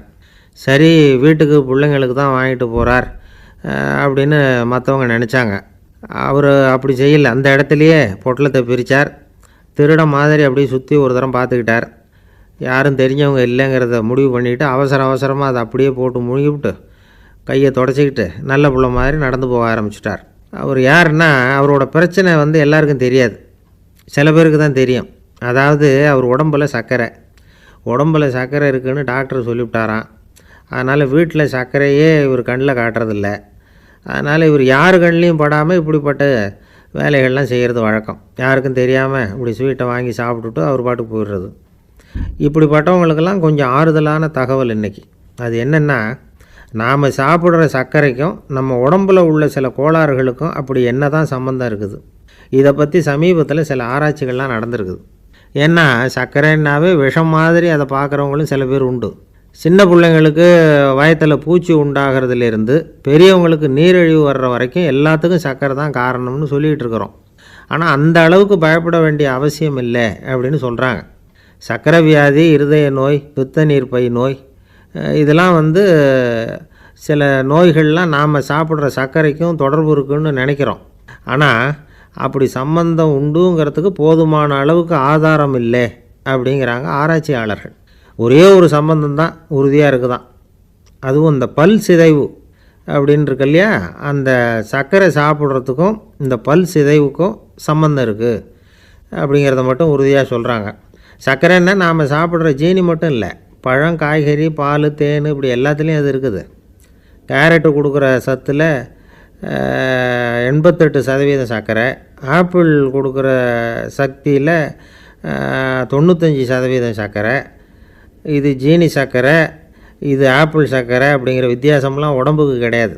ரெண்டுமே உடனடியாக சக்தி கொடுக்குது. ஒரு ஸ்பூன் சர்க்கரையில் 16 கலோரி தான் சத்து இருக்குது. அதிகமாக சர்க்கரை சாப்பிட்டா நீரிழிவு வந்துருங்கிறது தப்பான ஒரு அபிப்பிராயம். டயபெட்டிஸுங்கிறது ஒரு மெட்டபாலிக் டிசார்டர், அவ்வளவுதான். அதாவது நாம் சாப்பிட்ற சர்க்கரையை நம்ம உடம்பு திறமையாக உபயோகப்படுத்திக்க முடியல அப்படின்னு அர்த்தம். அதனால தான் அதிகமாக இனிப்பு வேணாம்னு சொல்கிறோம். ஏற்கனவே உடம்பால் முடியாத ஒன்றை மறுபடியும் அது தலையில் சுமத்தி அதிகமாக வேலை வாங்க வேணாமே அப்படிங்கிறதுக்காக தான். ஆகாரத்தில் அதிகமாக சர்க்கரை இருந்தால் அதனால் உடனே சர்க்கரை வியாதி வந்துடும்ங்கிறதுக்கு விஞ்ஞான ரீதியாக போதுமான ஆதாரம் இல்லை. அதனால் எப்போவாவது அதிகமாக ஸ்வீட்டு சாப்பிட்டுட்டா ஐயோ அதிகமாக சாப்பிட்டோமோ என்ன பண்ண போகுது தெரியலையே அப்படின்னு நினச்சி மனசை போட்டு குழப்பிக்க வேண்டியதில்லை. பொதுவாக எதுவுமே அதிகமாக வேண்டாம், எல்லாம் சீராக இருந்தால் போதும். நீரிழிவுங்கிறது புதுசாக வந்துட்ட ஒரு நோய் இல்லை, ரொம்ப காலமாகவே இருக்கிற ஒன்று தான். நம்ம முன்னோர்கள் இதை மதுமேகம் அப்படின்னு சொல்லுவாங்க. அதை கட்டுப்படுத்துறதுக்கு அவங்களே சில வழிமுறையை சொல்லி வச்சுருக்கிறாங்க. அது என்னென்னா வேறு ஒன்றும் இல்லை, இந்த பாவக்காய், முள்ளங்கி, அருகம்புல் அவ்வளவுதான். வெள்ளை முள்ளங்கி இருக்குல்ல, அதை வாரத்துக்கு 3 நாள் சாப்பிட்டுக்கிட்டு வாங்க. நூலுக்கோல் ரொம்ப நல்லது. இல்லைன்னா முள்ளங்கி சாறு 1 அவுன்ஸு சாப்பிட்டுட்டு வரலாம். ரத்தத்தில் சேர்கிற சர்க்கரை அளவை இதெல்லாம் கட்டுப்படுத்துது. சிறுநீரில் காணப்படுகிற சர்க்கரை அளவையும் சமநிலைப்படுத்துது. தினமும் ஆகாரத்தில் கோதுமை, கேழ்வரகு, வெந்தயம், கருவேப்பிலை, சோயாபீன்ஸ் எது கிடைக்குதோ சேர்த்துக்கலாம். இப்படிலாம் செஞ்சுக்கிட்டு வந்தால் அப்புறம் வீட்டுக்கு தெரியாமல் கடையில் போய் நின்றுக்கிட்டு ஸ்வீட் வாங்கி திருட்டுத்தனமாக சாப்பிட வேண்டிய அவசியமே உங்களுக்கு வராது. 2 ஆசாமிகள் கடற்கரையில் உட்காந்து சாவகாசமாக பேசிக்கிட்டு இருந்தாங்களாம். ஒருத்தர் சொன்னார், இன்னொருத்தருக்கு தெரியாமல் ஸ்வீட்டு சாப்பிட்றதே எப்பவும் இடைஞ்சல் தான் சார். நேற்றுக்கு பாருங்கள், அப்படி தான் சாப்பிட்டுக்கிட்டு இருந்தேன், வீட்டுக்காரி கண்ணில் போட்டுவிட்டுது, அதுக்கப்புறம் ஒரே ரகலையாக போச்சு அப்படின்னாராம். எனக்கு கூட அப்படி தான் சார் ஆகிட்டுது, ஒரே ரகலை அப்படின்னாராம் இன்னொருத்தர். நீங்கள் சாப்பிட்டதும் உங்கள் வீட்டுக்காரங்க கண்ணில் போட்டுவிட்டுதா சார் அப்படின்னு கேட்டிருக்கார் இவர். அதுக்கு அவர் சொன்னாராம், அப்படி இல்லை சார், கடைக்காரர் கண்ணில் போட்டுவிட்டுதோ, நான் அவருக்கு தெரியாமல் அந்த ஸ்வீட்டை அவர் கடையிலேருந்து எடுத்திருந்தேன் அப்படின்னு விளக்கம் கொடுத்தாராம் இந்த ஆள். ஒருத்தர் முகத்தை தொங்க போட்டுக்கிட்டு ஒரு மாதிரியாக வந்தார். என்ன விஷயம்னு விசாரித்தேன். என்னுடைய நண்பன் ஒருத்தங்கிட்ட கருத்து வேறுபாடு, இனிமேல் நமக்குள்ளே எந்த சம்மந்தமும் வேணாம்னு நட்பை முறிச்சிட்டு வந்துட்டேன்னா. நண்பர்கள்னு இருந்தால் கருத்து வேறுபாடு வரத்தான் செய்யும்னு. கருத்து வேறுபாடு வராமல் இருக்கிறதுக்கு ஏதாவது வழி உண்டா அப்படின்னு கேட்டாங்க. அதை பற்றி நிபுணர்கள் சில யோசனைகளை சொல்லியிருக்கிறாங்கன்னு. முதல் விஷயம் என்னென்னா, உங்கள் நண்பனுக்கு ஒரு செய்தி சொல்லணும்னா அதை நீங்களே நேரடியாக சொல்லுங்கள், அல்லது உங்கள் கைப்பட கடிதம் எழுதுங்க. அதாவது நேரடி தொடர்பு முக்கியம். அதை விட்டுட்டு இன்னொருத்தர் மூலமாக நண்பர்களுக்கு செய்தி அனுப்புனா நீங்கள் சொல்கிற செய்தி அப்படியே போய் சேராது, அது சேதமாயிடும். கூட்டி குறைச்சி சொல்லிவிடுவாங்க, அது குழப்பத்தில் கொண்டாந்து விட்டுரும். இது ஒரு யோசனை. 2வது யோசனை என்னென்னா, நீங்கள் ஒரு நல்ல காரியத்தை செய்யும் பொழுது உங்கள் நண்பரையும் சேர்த்துக்குங்க, அவருக்கும் அதில் ஒரு ஈடுபாட்டை உருவாக்குங்க. 3வது யோசனை, நம்ம பக்கத்தில் இருக்கிற நண்பர் மகிழ்ச்சி அடைகிற மாதிரி ஏதாவது செய்யணும். சின்ன சின்ன செயல்களாக இருந்தாலும் பரவாயில்ல, அவர் நமக்கு எதுவும் செய்யலையே, நாம் எதுக்கு செய்யணும் அப்படின்னு நினச்சிக்கிட்டு இருக்கக்கூடாது. 4வது யோசனை என்னென்னா, உங்களுக்கு ஒரு பிரச்சனையா அல்லது உங்கள் நண்பருக்கு ஒரு பிரச்சனையா, எதுவாக இருந்தாலும் 2 பேரும் சேர்ந்து உட்காந்து ஆலோசனை பண்ணுங்கள். நம்ம யோசனையும் கேட்கப்படுதே அப்படிங்கிற நினைப்பே அவருக்கு ஒரு மன நிறைவை உண்டாக்குமா. 5வது யோசனை, உங்கள் நண்பர் ஏதோ ஒரு காரியத்தை செய்கிறார், நீங்கள் உடனே அவசரப்பட்டு நீ செய்கிறது தப்புன்னு தீர்ப்பு சொல்லக்கூடாது. அவர் அதை செய்கிறதுக்கான நியாயங்கள் எவ்வளவோ இருக்கும், அதை புரிஞ்சுக்கிறதுக்கு முயற்சி பண்ணணும். 6வது யோசனை, உங்கள் நண்பர் என்ன சொன்னாலும் அதை பொறுமையாக கேளுங்க. அவர் சொல்கிறத புரிஞ்சுக்கணும், அவர் சொல்ல விரும்புகிறத புரிஞ்சுக்கணும், அவர் சொல்ல முடியாமல் தவிக்கிறதையும் புரிஞ்சுக்கணும். இப்படி 3 விதமாகவும் அவரை புரிஞ்சுக்கிட்டு அதுக்கு தகுந்த மாதிரி செயல்படணும். 7வது யோசனை என்னென்னா, உங்கள் நண்பர் உங்ககிட்ட ஏதோ ஒரு கருத்தை சொல்கிறார், அது உங்களுக்கு பிடிக்கல, அதுக்காக உடனே நீ சொல்கிறது சரியில்லை, நான் ஒத்துக்க மாட்டேன் அப்படின்லாம் மறுத்துக்கிட்டு இருக்கக்கூடாது. அவர் சொல்கிறத கேட்கணும், பொறுமையாக சிந்திக்கணும், அதுக்கப்புறம் பதில் சொல்லணும். இப்படிலாம் நடந்துக்கிட்டால் நண்பர்களுக்குள்ள கருத்து வேறுபாடு வர்றதுக்கு வாய்ப்பே இருக்காது அப்படின்னு வல்லுநர்கள் தொகுத்து சொல்லியிருக்கிறாங்க இந்த யோசனைகளை. எனக்கு தெரிஞ்ச சில நண்பர்கள் உண்டு, அவங்களுக்குள்ளேயும் கருத்து வேறுபாடுகள் வராமல் இருக்கிறதுக்கு சில நுட்பங்களை கையாளுறது உண்டு. ஒருத்தர் சொன்னார், அந்த டாக்டர் சின்ன வயசுலேருந்து என் கூட பழகினவர், நாங்கள் 2 பேரும் இணை பிரியாத நண்பர்கள். இருந்தாலும் எனக்கு உடம்பு சரியில்லைன்னா நான் அவர்கிட்ட வைத்தியம் பார்த்துக்க மாட்டேன் அப்படின்னார் ஒருத்தர். ஏன் அப்படின்னு கேட்டேன். எங்கள் நட்பு கெட்டுப்போடக்கூடாது இல்லையா, அதனால தான் அப்படின்னார் இவர். பொங்கல் திருநாள்.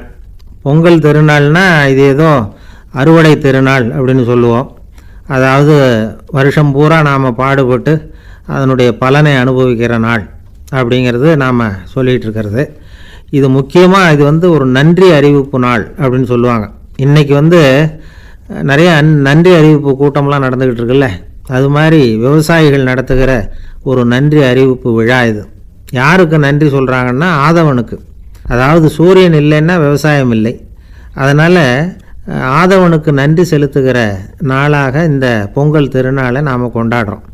அதாவது இந்த பொங்கலில் விவசாயிகள்கிட்டேருந்து நிறைய பண்புகளை நாம் தெரிஞ்சுக்க வேண்டிய நாள் இது. விவசாயிகள் அவங்க விவசாயம் முன்னேறி இருக்கிற அளவுக்கு விவசாயிகளுடைய வாழ்க்கை தரம் முன்னேறலை.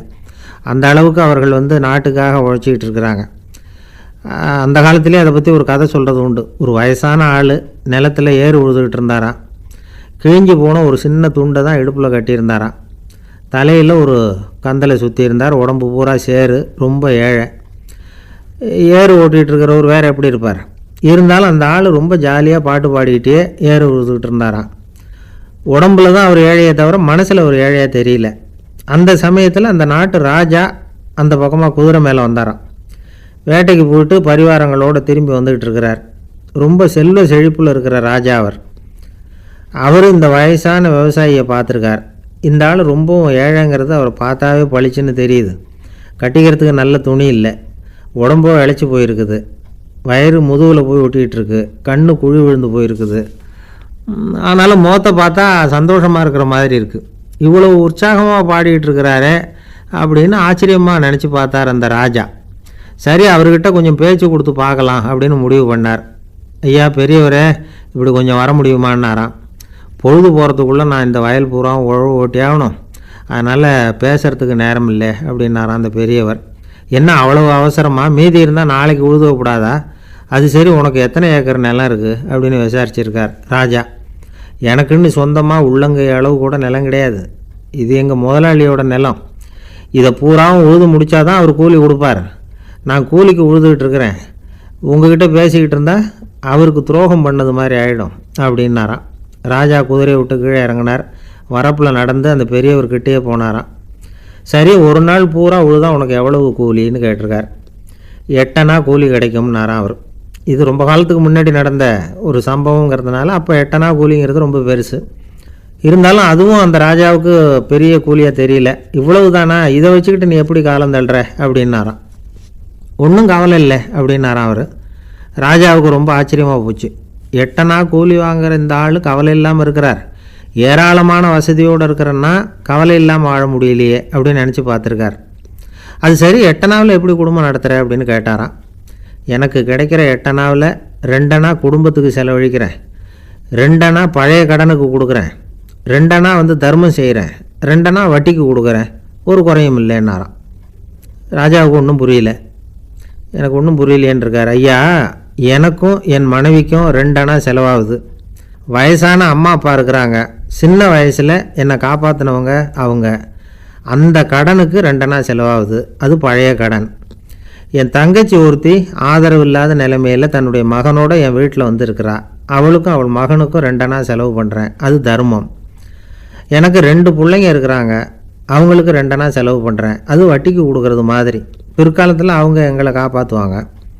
அந்த வகையில் நான் திருப்தியோடு வாழ்ந்துக்கிட்டு இருக்கிறேன் அப்படின்னாராம். ராஜாவுக்கு அர்த்தம் புரிய ஆரம்பிச்சுதான். அந்த பெரிய நிலத்தை விலை கொடுத்து வாங்கி அந்த பெரியவருக்கே தானமாக கொடுத்துட்டாராம். இப்போ உழுதவருக்கே நிலம் சொந்தமாயிட்டுது.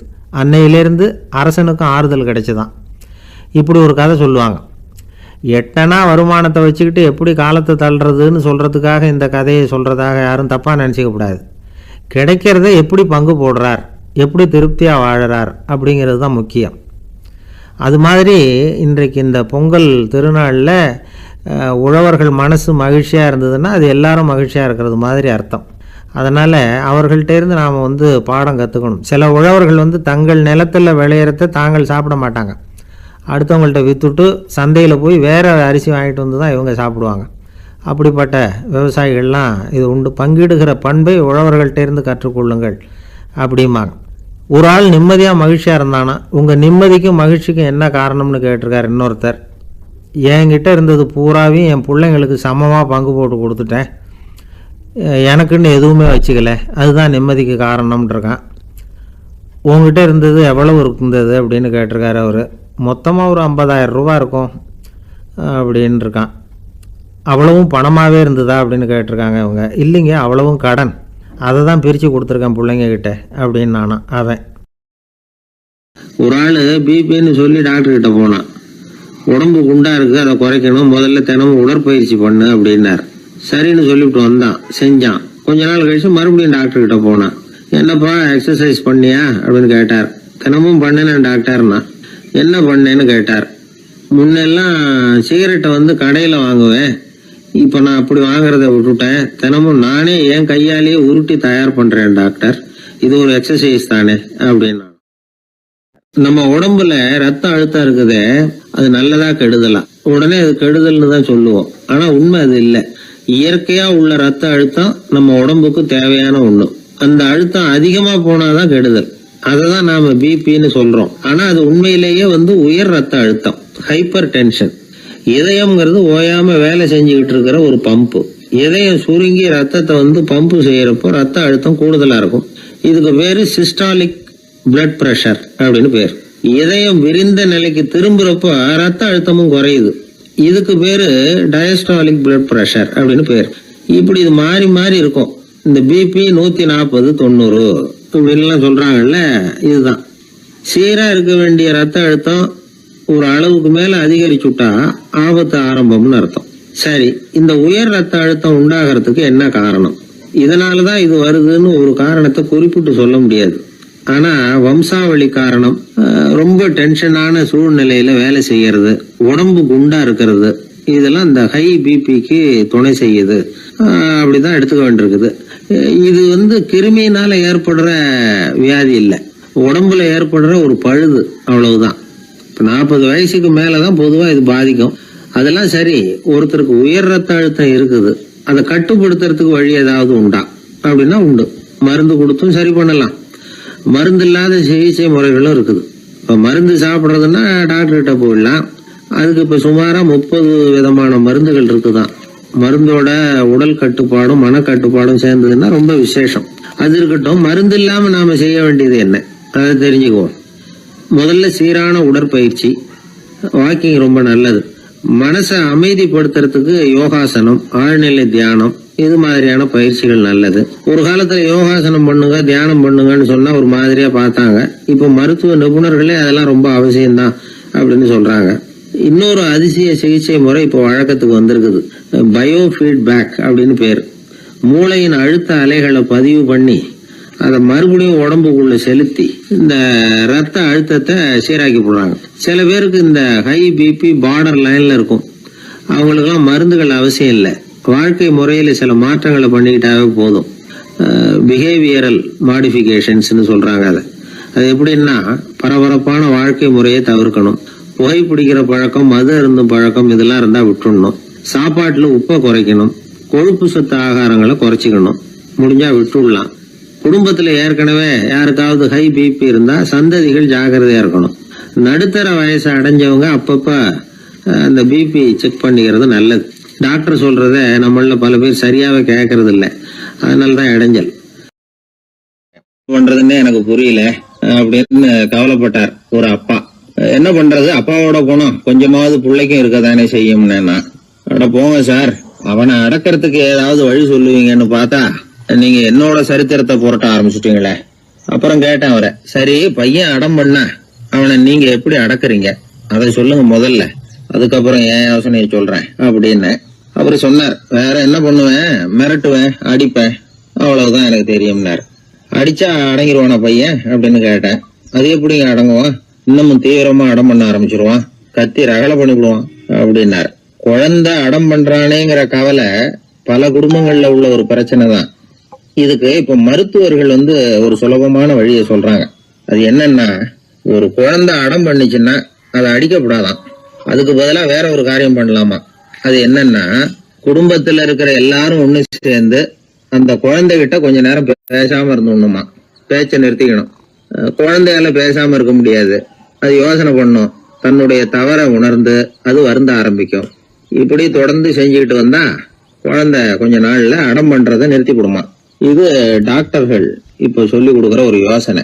அதே மாதிரி சில குழந்தைகள் சரியான காரணம் இல்லாம அடம் பண்ணணுங்கிறதுக்காகவே கத்துது பாருங்க, அதை நிறுத்துறதுக்கு கூட ஒரு வழி இருக்குது. அது என்ன வழின்னா, அது அழற சமயத்துல அந்த சத்தத்தை ஒரு டேப் ரெக்கார்டர் மூலமா பதிவு பண்ணி வச்சுக்கணும். குழந்தை கத்த ஆரம்பிக்குதுன்னு வைங்க, உடனே ஏற்கனவே பதிவு பண்ணி வச்சிருக்கிற அழுகை சத்தத்தை போட்டு அந்த குழந்தை காதுல விழறது மாதிரி பண்ணணும். தன்னுடைய அழுகை சத்தத்தை கேட்க ஆரம்பிச்ச உடனே அந்த குழந்தை தான் அழறத நிறுத்திக்குமா. சில குழந்தைகள் சாப்பிட மாட்டேன்னு அடம் பண்ணும். வளர்ந்த குழந்தைய வற்புறுத்தி சாப்பிட சொல்லக்கூடாது. சில பேர் என்ன பண்ணுவாங்கன்னா, கட்டாயப்படுத்தி சாப்பாட்டை திணிப்பாங்க. அதெல்லாம் ரொம்ப தப்பு. குழந்தைக்கு விவரம் தெரிஞ்சதுக்கு அப்புறம் சாப்பாட்டு விஷயத்துல நீங்க தலையிட வேண்டிய அவசியமே இல்லை. பசிச்சா சாப்பிடணுங்கிறது அதுக்கு புரியும். அது தானாவே சுதந்திரமா எடுத்து போட்டு சாப்பிடுறதுக்கு அனுமதிக்கணும். நீங்க போய் அதுகிட்ட நின்றுட்டு சாப்பிடு சாப்பிடு அப்படின்னு வற்புறுத்திட்டு இருக்க கூடாது. நீங்க அதை வற்புறுத்தாம இருந்தா அது உங்களை வித்தியாசமா பார்க்க ஆரம்பிக்கும். உண்மையிலேயே பசி இருந்ததுன்னா தனக்கு எவ்வளவு தேவையோ அவ்வளவு எடுத்து போட்டுக்கிட்டு அந்த குழந்தை சாப்பிட்டுக்கும், எந்த பிரச்சனையும் இருக்காது. ஆக இது மாதிரியான சில நுட்பங்களை நாம மனசுல வச்சுக்கணும். அப்படி வச்சுக்கிட்டோம்னா வீட்டுல குழந்தைகளால எந்த பிரச்சனையும் இருக்காது. இந்த காலத்து பையன் ஒருத்தன், அவன் ரொம்ப கவலையோட வந்தான். என்னப்பா விஷயம்னு விசாரிச்சேன். எங்க அப்பா என்கிட்ட 1 மாசம் உன் கூட பேச மாட்டேன் போ அப்படின்னு சபதம் போட்டுட்டாருன்னா, அதுக்காகவா இப்படி கவலைப்படுறேன்னு கேட்டேன். இல்லைங்க, அந்த 1 மாச கேடு இன்னையோட முடியுது, அதுக்காக கவலைப்படுறேன் அப்படின்னு. அங்க ஒரு முனிவர் இருந்தார். சுவாமி, என்ன ஆசீர்வாதம் பண்ணுங்க, எனக்கு ஏதாவது புத்தி சொல்லுங்க அப்படின்னா அவர் ஆசீர்வாதம் பண்ணார். அதுக்கப்புறம் சொன்னார், மகனே, நீ எந்த காரியத்தை செஞ்சாலும் செய்யறதுக்கு முன்னாடி ஒரு தடவை அதனால ஏற்படக்கூடிய விளைவுகளை நல்லா யோசிக்கணும். உன் மனசுக்கு அது சரின்னு தெரிஞ்சா மட்டும் அதை செய்யணும் அப்படின்னார். அரசன் அவர் சொன்னதை அப்படியே மனசுல வாங்கிக்கிட்டான். அவர் காலடியில விழுந்து வணங்கினான். 100 பொற்காசுகளை அவர் காலடியில வச்சுட்டு திரும்பினான். அமைச்சர் இதை கவனிச்சார். என்ன இது, நம்ம அரசர் இவ்வளவு ஏமாளியா இருக்கிறாரு, இந்த ஒரு சாதாரண யோசனை சொன்னதுக்கு 100 பொற்காசுகள் கொடுத்துட்டாரு. அமைச்சர் இப்படி நினைக்கிறது அவர் முகத்தை பார்த்ததுமே அரசனுக்கு புரிஞ்சுட்டுது. இருந்தாலும் அதை பத்தி ஒன்னும் கேட்டுக்கல. 2 பேரும் திரும்பி அரண்மனைக்கு சேர்ந்தாங்க. அதுக்கப்புறம் அந்த அரசன் என்ன பண்ணான் தெரியுமா? காட்டுல முனிவர் சொன்ன அந்த புத்திமதியை ஒரு கல்லுல கல்வெட்டா செதுக்கினான். தன்னுடைய அறையில எல்லாரும் கண்ணிலையும் படும்படியாக அப்படி ஒரு இடத்துல பதிச்சு எல்லாரும் பாக்குறது மாதிரி பண்ணிவிட்டான். இப்போ அந்த அமைச்சருக்கு ஆச்சரியம், என்ன இது, நம்ம மன்னருடைய அறியாமையை புரிஞ்சுக்கவே முடியலையே, இத போய் கல்லுல செதுக்கி வைக்கணுமா, பேர்பட்ட அறிவுரையாது அப்படின்னு நினைச்சார். கொஞ்ச நாள் ஆச்சு. ஒரு நாள் அந்த மன்னருக்கு கடுமையான வயிற்று வலி. உடனே அரண்மனை வைத்தியரை கூப்பிட்டார். அவர் சேர்ந்தார். மன்னரை சோதிச்சு பார்த்தார். கொஞ்ச நேரம் இப்படியே படுத்துருங்க, நான் எங்க வீட்டுக்கு போய் இதுக்கு பொருத்தமா ஒரு மருந்து தயார் பண்ணிட்டு வரேன் அப்படின்னு சொல்லிட்டு ஓடினார். மருந்தோட திரும்பி அவர் வந்த சமயத்துல மன்னர் ஒரு கட்டில்ல கண்மூடி படுத்திருக்கிறார். பக்கத்துல யாரும் இல்ல.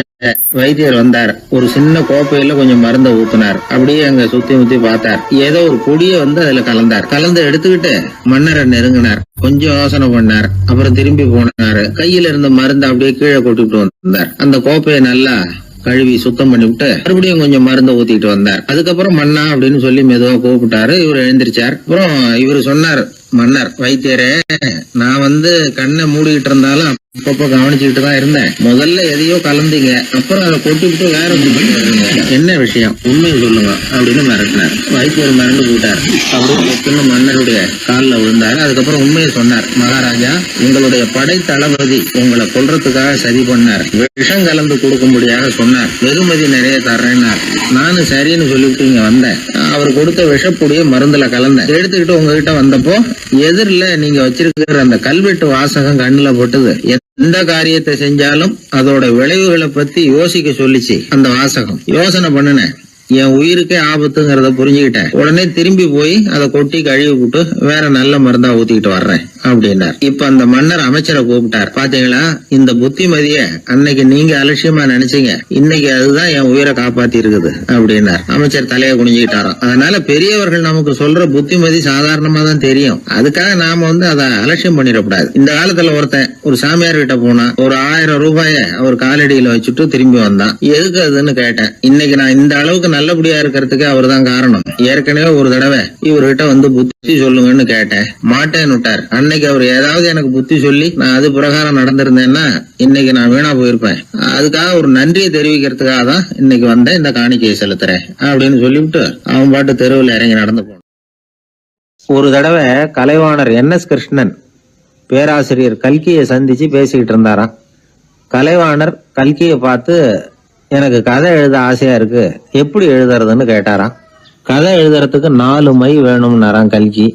அப்படியா, அப்படின்னா என்னென்ன கலர் மை அப்படின்னு கேட்டிருக்காரு கலைவாணர் சிரிச்சுக்கிட்டே. நான் சொன்னது கலர் மை இல்லை, அது வேற மை. அதாவது கதை எழுதுறதுக்கு தேவைப்படுகிற 4 மை எதுன்னா, 1 திறமை, 2 பேணாமை, 3வது தனிமை, 4வது பொறுமை அப்படின்னாராம். உடனே கலைவாணர், உங்க யோசனை அருமை அப்படின்னாராம். அதுதான் கலைவாணர். பொதுவா எழுத்தாளர்கள் எழுதுற மாதிரி நடந்துக்கிறது இல்ல. ஆனா கலைவாணர் என்ன சொல்லுவாரோ அதே மாதிரி நடந்துக்குவார். எல்லாருக்கும் எல்லாம் கிடைக்கணுங்கிற கருத்தை சினிமா படங்கள்ல வலியுறுத்துவார். அதே மாதிரி நடைமுறை வாழ்க்கையிலேயும் எல்லாருக்கும் எல்லாமும் கொடுப்பார். பணம், பதவி, புகழ் இப்படி எதுவுமே இல்லாத ஒரு சாதாரண மனுஷனா இருந்தா கூட இவர் மனுஷனுக்கு கொடுக்கிற மரியாதையில கொஞ்சமும் குறைச்சல் இருக்காது. இந்த குணம் சாதாரணமா எல்லாருக்கும் இருக்கிறது இல்ல. அவரு சினிமா தியேட்டருக்கு போய் சினிமா பாக்குறது வழக்கம். அவர் வந்திருக்கிறாருங்கிறது தெரிஞ்சா போதும், வெளியில பிச்சைக்காரங்க வந்து கூடிடுவாங்க. இது அவருக்கு தெரியும். வெளியில நம்மளை நம்பி ஒரு கூட்டம் காத்துக்கிட்டு இருக்குமேன்னு நினைப்பார். உடனே ஒரு 100 ரூபா நோட்டை கொடுத்து சில்லறையா மாத்திட்டு வர சொல்லுவார். படம் முடிஞ்சு வெளியில வர்றப்போ சில்லறையோட வருவார். எல்லாருக்கிட்டையும் கொடுத்துருவார். ஏன்னா எல்லாரும் தேடிட்டு வருவாங்க அவரை. என்ன எல்லாரும் சௌக்கியமா இருக்கிறீங்களா அப்படின்னு பிரியமா விசாரிப்பார். ஏதோ ரொம்ப நெருங்கின சொந்தக்காரங்களை விசாரிக்கிறது மாதிரி விசாரிப்பாரு. தன்கிட்ட இருக்கிற சில்லறையை எல்லாருக்கும் சமமா பிரிச்சு கொடுத்துட்டு தான் அங்கிருந்து புறப்படுவார். ஒரு நாள் அது மாதிரி புறப்படுற சமயத்துல ஒரு சின்ன பையனுக்கு சில்லறை எதுவும் கிடைக்கல கொடுக்கறதுக்கு. இது கலைவாணருக்கு தெரியாது. கார்ல ஏறி புறப்பட்டு போயிட்டார். அந்த பையன் காரை புடிச்சுக்கிட்டு பின்னாடியே ஓடியாந்துருக்கிறான். ஐயா, நீங்களே இல்லைன்னு சொன்னா நான் என்ன பண்றது? இன்னைக்கு பட்னி தான், அம்மாவுக்கு வேற உடம்பு சரியில்லை அப்படின்னு கத்திக்கிட்டே ஓடியாந்தானா. கலைவாணர் கவனிச்சுட்டார். உடனே காரை நிறுத்த சொன்னார். இறங்கினார். அந்த சின்ன பையனை கட்டி பிடிச்சிக்கிட்டு என்ன மன்னிச்சுக்கப்பா, நான் கவனிக்காம வந்துட்டேன் அப்படின்னு சொல்லி அழ ஆரம்பிச்சுட்டாராம். இன்னொரு தடவை இதே மாதிரி ஒரு தியேட்டர்ல இருந்து வெளியில வந்திருக்கிறார். ஒரு ஆள் அவர்கிட்ட வந்து நின்றுருக்கார். அவர் கொடுக்கறதுக்கு இவர்கிட்ட பணம் இல்லை. பணம் இல்லையாப்பா அப்படின்னாராம். உங்ககிட்டயே இல்லையா அப்படின்னாராம் அவரு. கலைவாணருக்கு மனசு ரொம்ப சங்கடமா போச்சு. உடனே புறப்பட்டு வீட்டுக்கு போனார். அங்க இங்க தேடி பார்த்து அங்க இருந்த கொஞ்சம் நெஞ்ச சில்லறையை எடுத்தார். காரு டிரைவரை கூப்பிட்டார். தியேட்டர் வாசல்ல நின்றுகிட்டு இருந்த ஆசாமியோட அங்க அடையாளங்களை சொன்னார். காரை எடுத்துட்டு போய் அந்த ஆளை கண்டுபிடிச்சு இந்த காசை கொடுத்துட்டு வா அப்படின்னு அனுப்பி வச்சாராம்.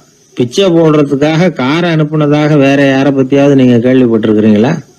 அவர் ஒரு வித்தியாசமான மனிதர், வித்தியாசமான கலைஞர். கலைவாணரோட சகோதரர் கல்யாணம் நடந்தது. அதுல தியாகராஜ பாகவதர் கச்சேரி முடிஞ்ச உடனே அதுல சம்பந்தப்பட்ட கலைஞர்களுக்கெல்லாம் கலைவாணர் பரிசுகள் கொடுக்கிறார்.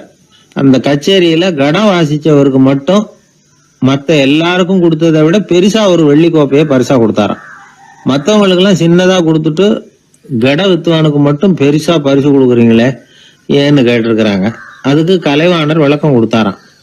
இப்பெல்லாம் ரயில்ல கூட்டம் அதிகங்கிறது உங்களுக்கு எல்லாருக்கும் தெரியும். இந்த வித்துவான் இவ்வளவு பெரிய மண்பானைய ரயில்ல ரொம்ப பத்திரமா உடையாம ரொம்ப தூரத்துல இருந்து கொண்டு வந்திருக்கிறாரே, அது என்ன சாமான்யமான காரியமா? அவரோட அந்த சாமர்த்தியத்தை பாராட்டுறதுக்காக தான் அவருக்கு இவ்வளவு பெரிய பரிசு அப்படின்னா. ஒரு தடவை நாரதர் ஒரு தெரு வழியாக போய்கிட்டு இருந்தார். வழியில் ஒருத்தர் வேத சாஸ்திரம்லாம் படிச்சுக்கிட்டு உட்காந்துருந்தார். அவர் நாரதரை பார்த்து எங்கே போயிட்டுருக்குறீங்கன்னு கேட்டார். கடவுளை பார்த்துட்டு வரலாம்னு போயிட்டுருக்கிறேன் அப்படின்னார் நாரதர். அப்படின்னா அவர்கிட்ட எனக்கு எப்போ முக்தி கிடைக்கும்னு கேட்டுட்டு வாங்களேன் அப்படின்னார் இவர். சரி கேட்டு வரேன் அப்படின்னு சொல்லிவிட்டு நாரதர் நடந்தார். கொஞ்சம் தூரத்தில் ஒரு மரத்தடியில் ஒரு தொழிலாளி செருப்பு தைச்சிக்கிட்டு உட்காந்துருந்தார். அந்த ஆளும் அதே மாதிரி கேட்டுக்கிட்டார். எனக்கு எப்போ முக்தி கிடைக்கும்னு கடவுள்கிட்ட கேட்டுக்கிட்டு வாங்களேன்னார். அவர்கிட்டையும் சரின்னு சொல்லிவிட்டு நாரதர் நேராக வைகுண்டத்துக்கு வந்து சேர்ந்தார். கடவுளை பார்த்தார். இவங்க 2 பேரும் சொல்லி அனுப்பின விஷயத்தை பற்றி கேட்டார். அதுக்கு கடவுள் சொன்னார், அந்த செருப்பு தைக்கிற தொழிலாளி உடல் நீத்ததும் உடனே என்னை வந்து அடைவான். ஆனால் அந்த சாஸ்திரம் படித்த ஆள் இப்போதைக்கு என்கிட்ட வந்து சேரமாட்டான். அவன் இன்னமும் பல பிறவிகள் எடுத்து அங்கேயே இருக்க வேண்டியிருக்குது. எப்போ இங்கே வந்து சேருவான்னு எனக்கே தெரியாது அப்படின்னார். நாரதருக்கு இதோட ரகசியம் என்னங்கிறது புரியல. எனக்கு ஒன்றும் புரியலையேன்னாரான் கடவுள்கிட்ட. சீக்கிரம் புரிஞ்சுக்குவேன். நீ திரும்பி போகிறப்போ நான் இங்கே வைகுண்டத்தில் என்ன செஞ்சுக்கிட்டு இருக்கேன்னு கேட்டால், ஒரு ஊசியின் துவாரத்தில் ஒரு யானையை கோத்துக்கிட்டு இருக்கிறேன்னு அவங்கக்கிட்ட சொல்லு அப்படின்னார் கடவுள் சிரிச்சுக்கிட்டே. நாரதர் பூமிக்கு திரும்பினார். கடவுளை பார்த்தீங்களா எப்படி இருக்கார் அப்படின்னு விசாரித்தார் வேத சாஸ்திரம் படித்தவர்.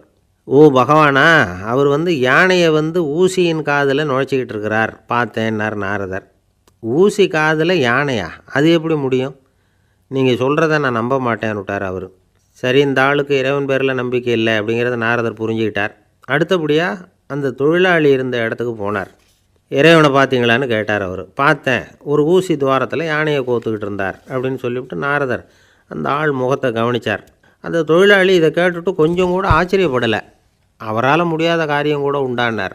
என்ன இப்படி சொல்கிற? ஊசியின் துவாரத்தில் யானையை கோக்க முடியும்னு நீ நம்புறியா அப்படின்னு கேட்டார் நாரதர். நிச்சயமாக நம்புகிறேன்னார் அவர். அது எப்படி அப்படின்னு கேட்டார் இவர். இதோ பாருங்கள், நான் இந்த ஆலமரத்தடியில் தான் தினமும் உட்காந்துருக்கிறேன். தினமும் இந்த மரத்திலிருந்து எவ்வளவோ பழம் கீழே விழுது. இந்த பழத்தில் இருக்கிற ஒவ்வொரு விதையிலேயும் உள்ள ஒரு ஆலமரம் இருக்குது. ஒரு சின்ன விதைக்குள்ள ஒரு பெரிய ஆலமரம் இருக்க முடியுங்கிறப்ப ஊசி துவாரத்தில் கடவுள் வந்து யானையை நுழைய வச்சாருங்கிறத ஒத்துக்கிறதுல என்ன கஷ்டம் இருக்குது அப்படின்னு ரொம்ப சர்வசாதாரணமாக பதில் சொன்னாராம் அந்த தொழிலாளி.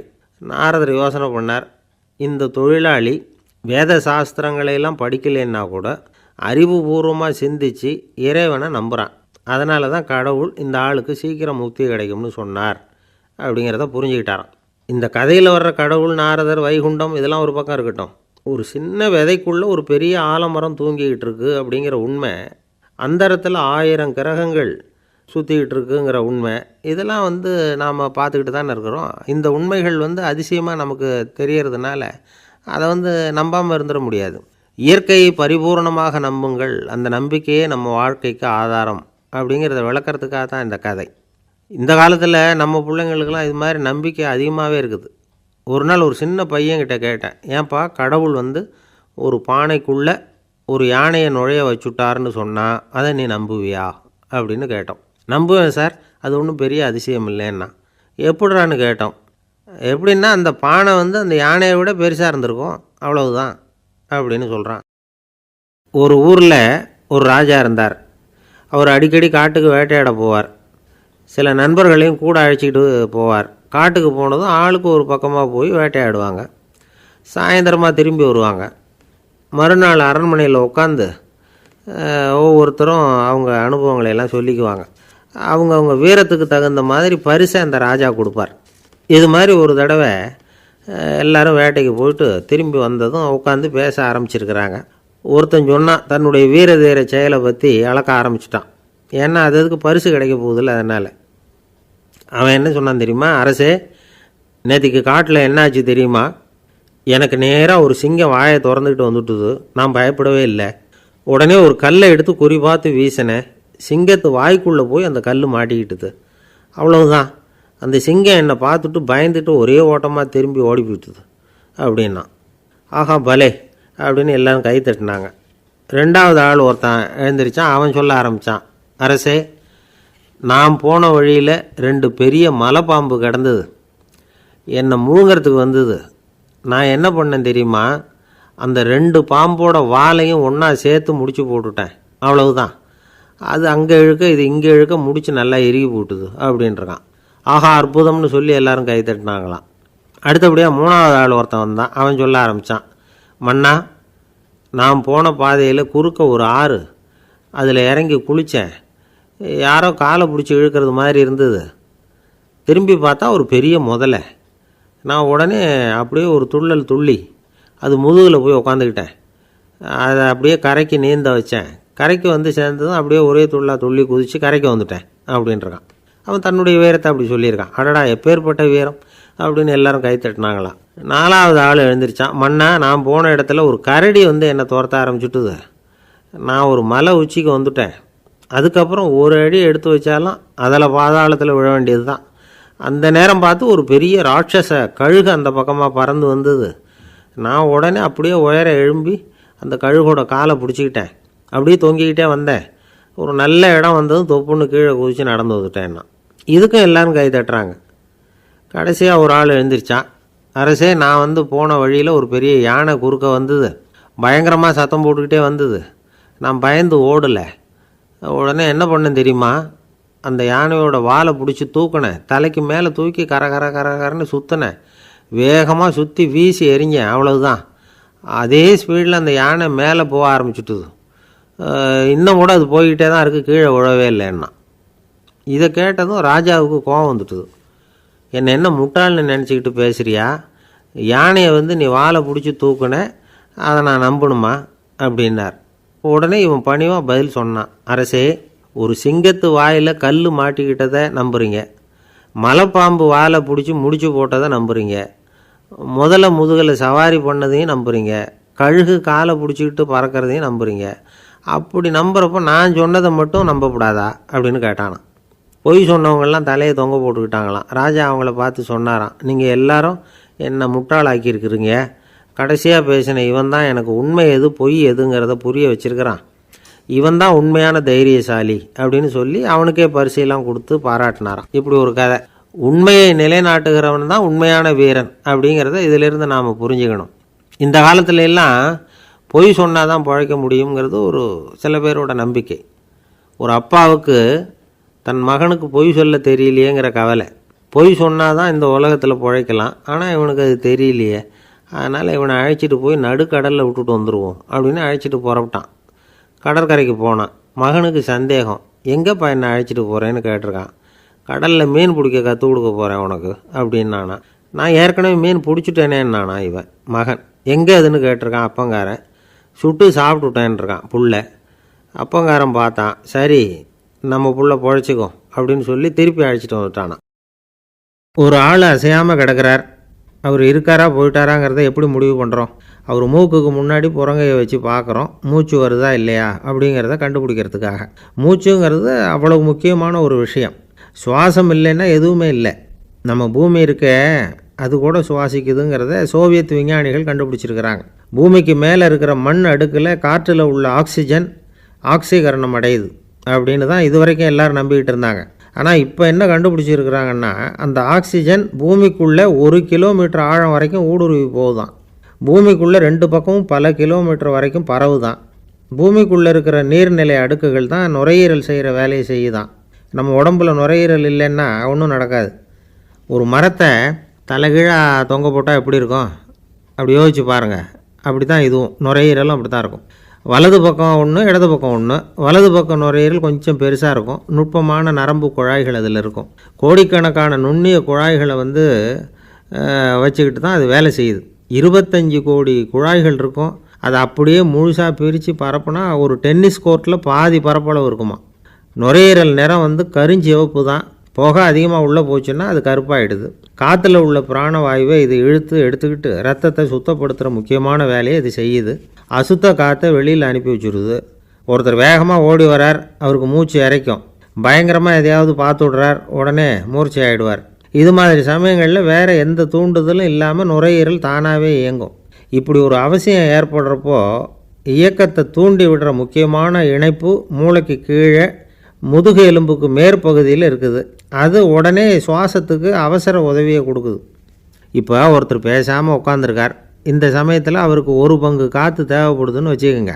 அவர் எழுந்திரிச்சு நடக்கும் பொழுது 1.5 மடங்கு தேவைப்படும். ஓடினார்னா 3 மடங்கு தேவைப்படும்.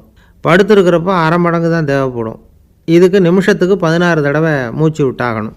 இப்படி சாதாரணமாக உள்ளே இழுக்கிற காற்று கொஞ்சம்தான் இருந்தாலும் இது மாதிரி 8 மடங்கு காற்றை உள்ளே இழுத்து வச்சுக்கிற சாமர்த்தியம் நுரையீரலுக்கு இருக்குதான்.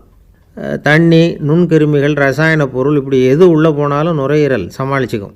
30 வருஷமாக விடாத புகை பிடிக்கிறவர் தொடர்ந்து உள்ளே அனுப்பி வைக்கிற புகையை கூட சமாளிக்குதுன்னா பார்த்துங்களேன். உள்ளே போகிற புகை நுட்பமான சுவாச முடிச்சுகளை அழிச்சு விடுது. கறி புகை அது மேலே படிஞ்சு உபயோகம் இல்லாமல் பண்ணிவிடுது.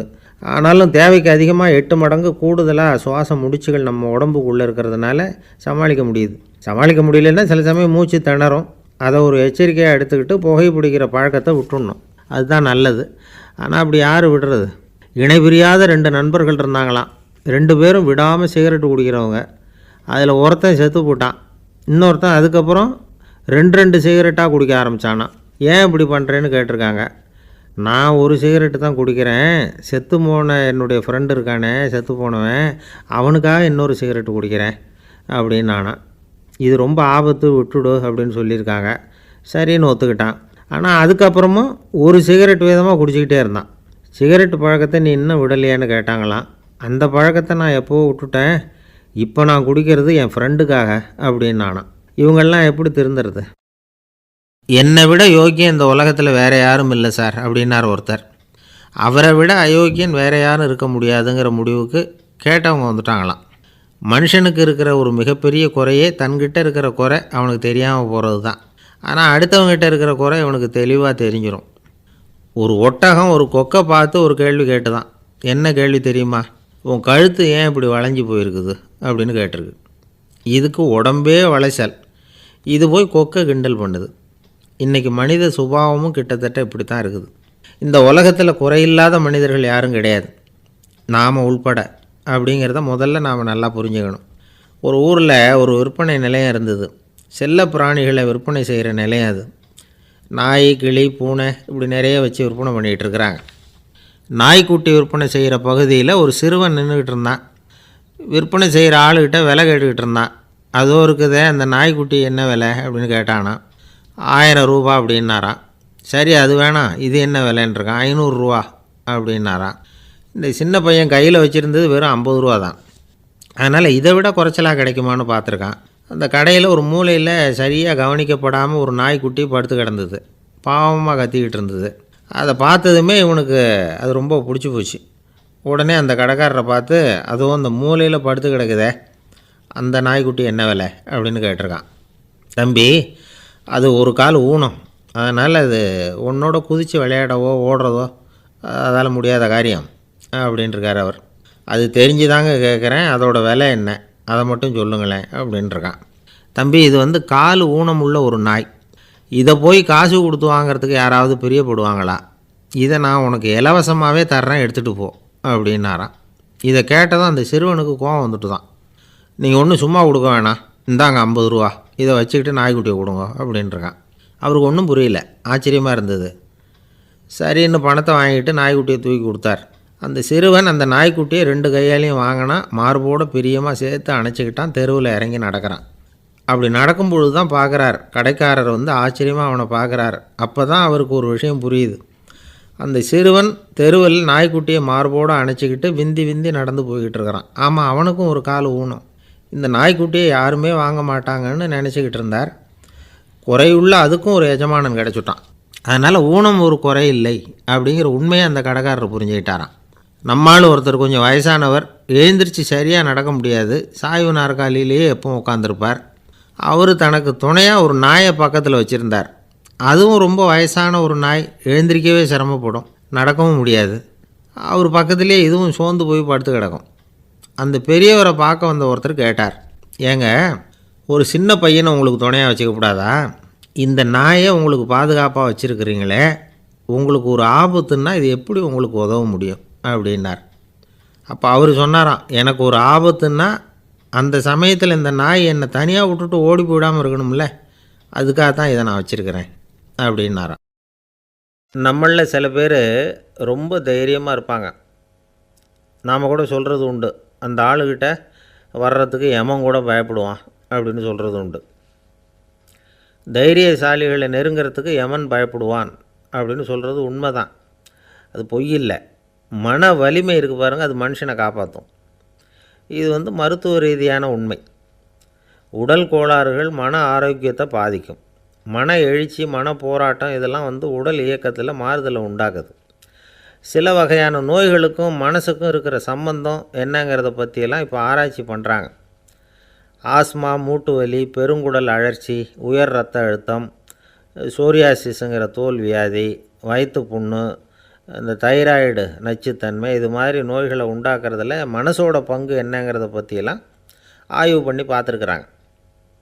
எதுக்கு எடுத்தாலும் சோர்ந்து போகிறது, தோண்டு போகிறது, இப்படிப்பட்ட மனவாகு, அதோட யாரும் நமக்கு உதவ முடியாது அப்படிங்கிற மனோபாவம், கைவிடப்பட்ட மனநிலைமை, இதெல்லாம் வந்து நோயோட தீவிரத்தை ரொம்ப அதிகரிக்க செய்யுதான்.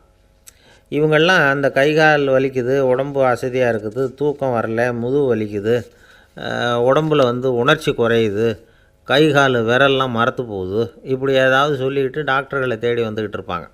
நெஞ்சு வலி வந்து யாருக்கு வருது தெரியுமா? பதற்றம், போட்டி மனப்பான்மை, அளவுக்கு அதிகமான வேகம், துடிப்பு, பேராசை, இதுலேயும் கட்டுப்பாடு, நேரம் தவறாமை, அப்புறம் இதெல்லாம் வந்து உள்ள மனவாக உள்ளவங்க இருக்கிறாங்கல்ல, அவங்க பெரும்பாலும் நெஞ்சு வலிக்கு ஆளாயிடுறாங்களாம். ஃப்ரீட்மேன் அப்படிங்கிறவர் நிறைய ஆராய்ச்சியெல்லாம் பண்ணி பார்த்துட்டு இதை உறுதிப்படுத்தியிருக்கிறார். அவர் பண்ணின ஆராய்ச்சியில் என்னெல்லாம் தெரிய வந்தது தெரியுமா? பொறுப்பு அதிகம் உள்ளவங்களுக்கு கண்டிப்பாக இரத்த அழுத்தம் வரும், அதிகமாக இருக்குமா. அதே மாதிரி கண்டிப்பாக இருக்கிறாங்கல்ல, அவங்களுக்கும் இரத்த அழுத்தம் அதிகரிக்குமா.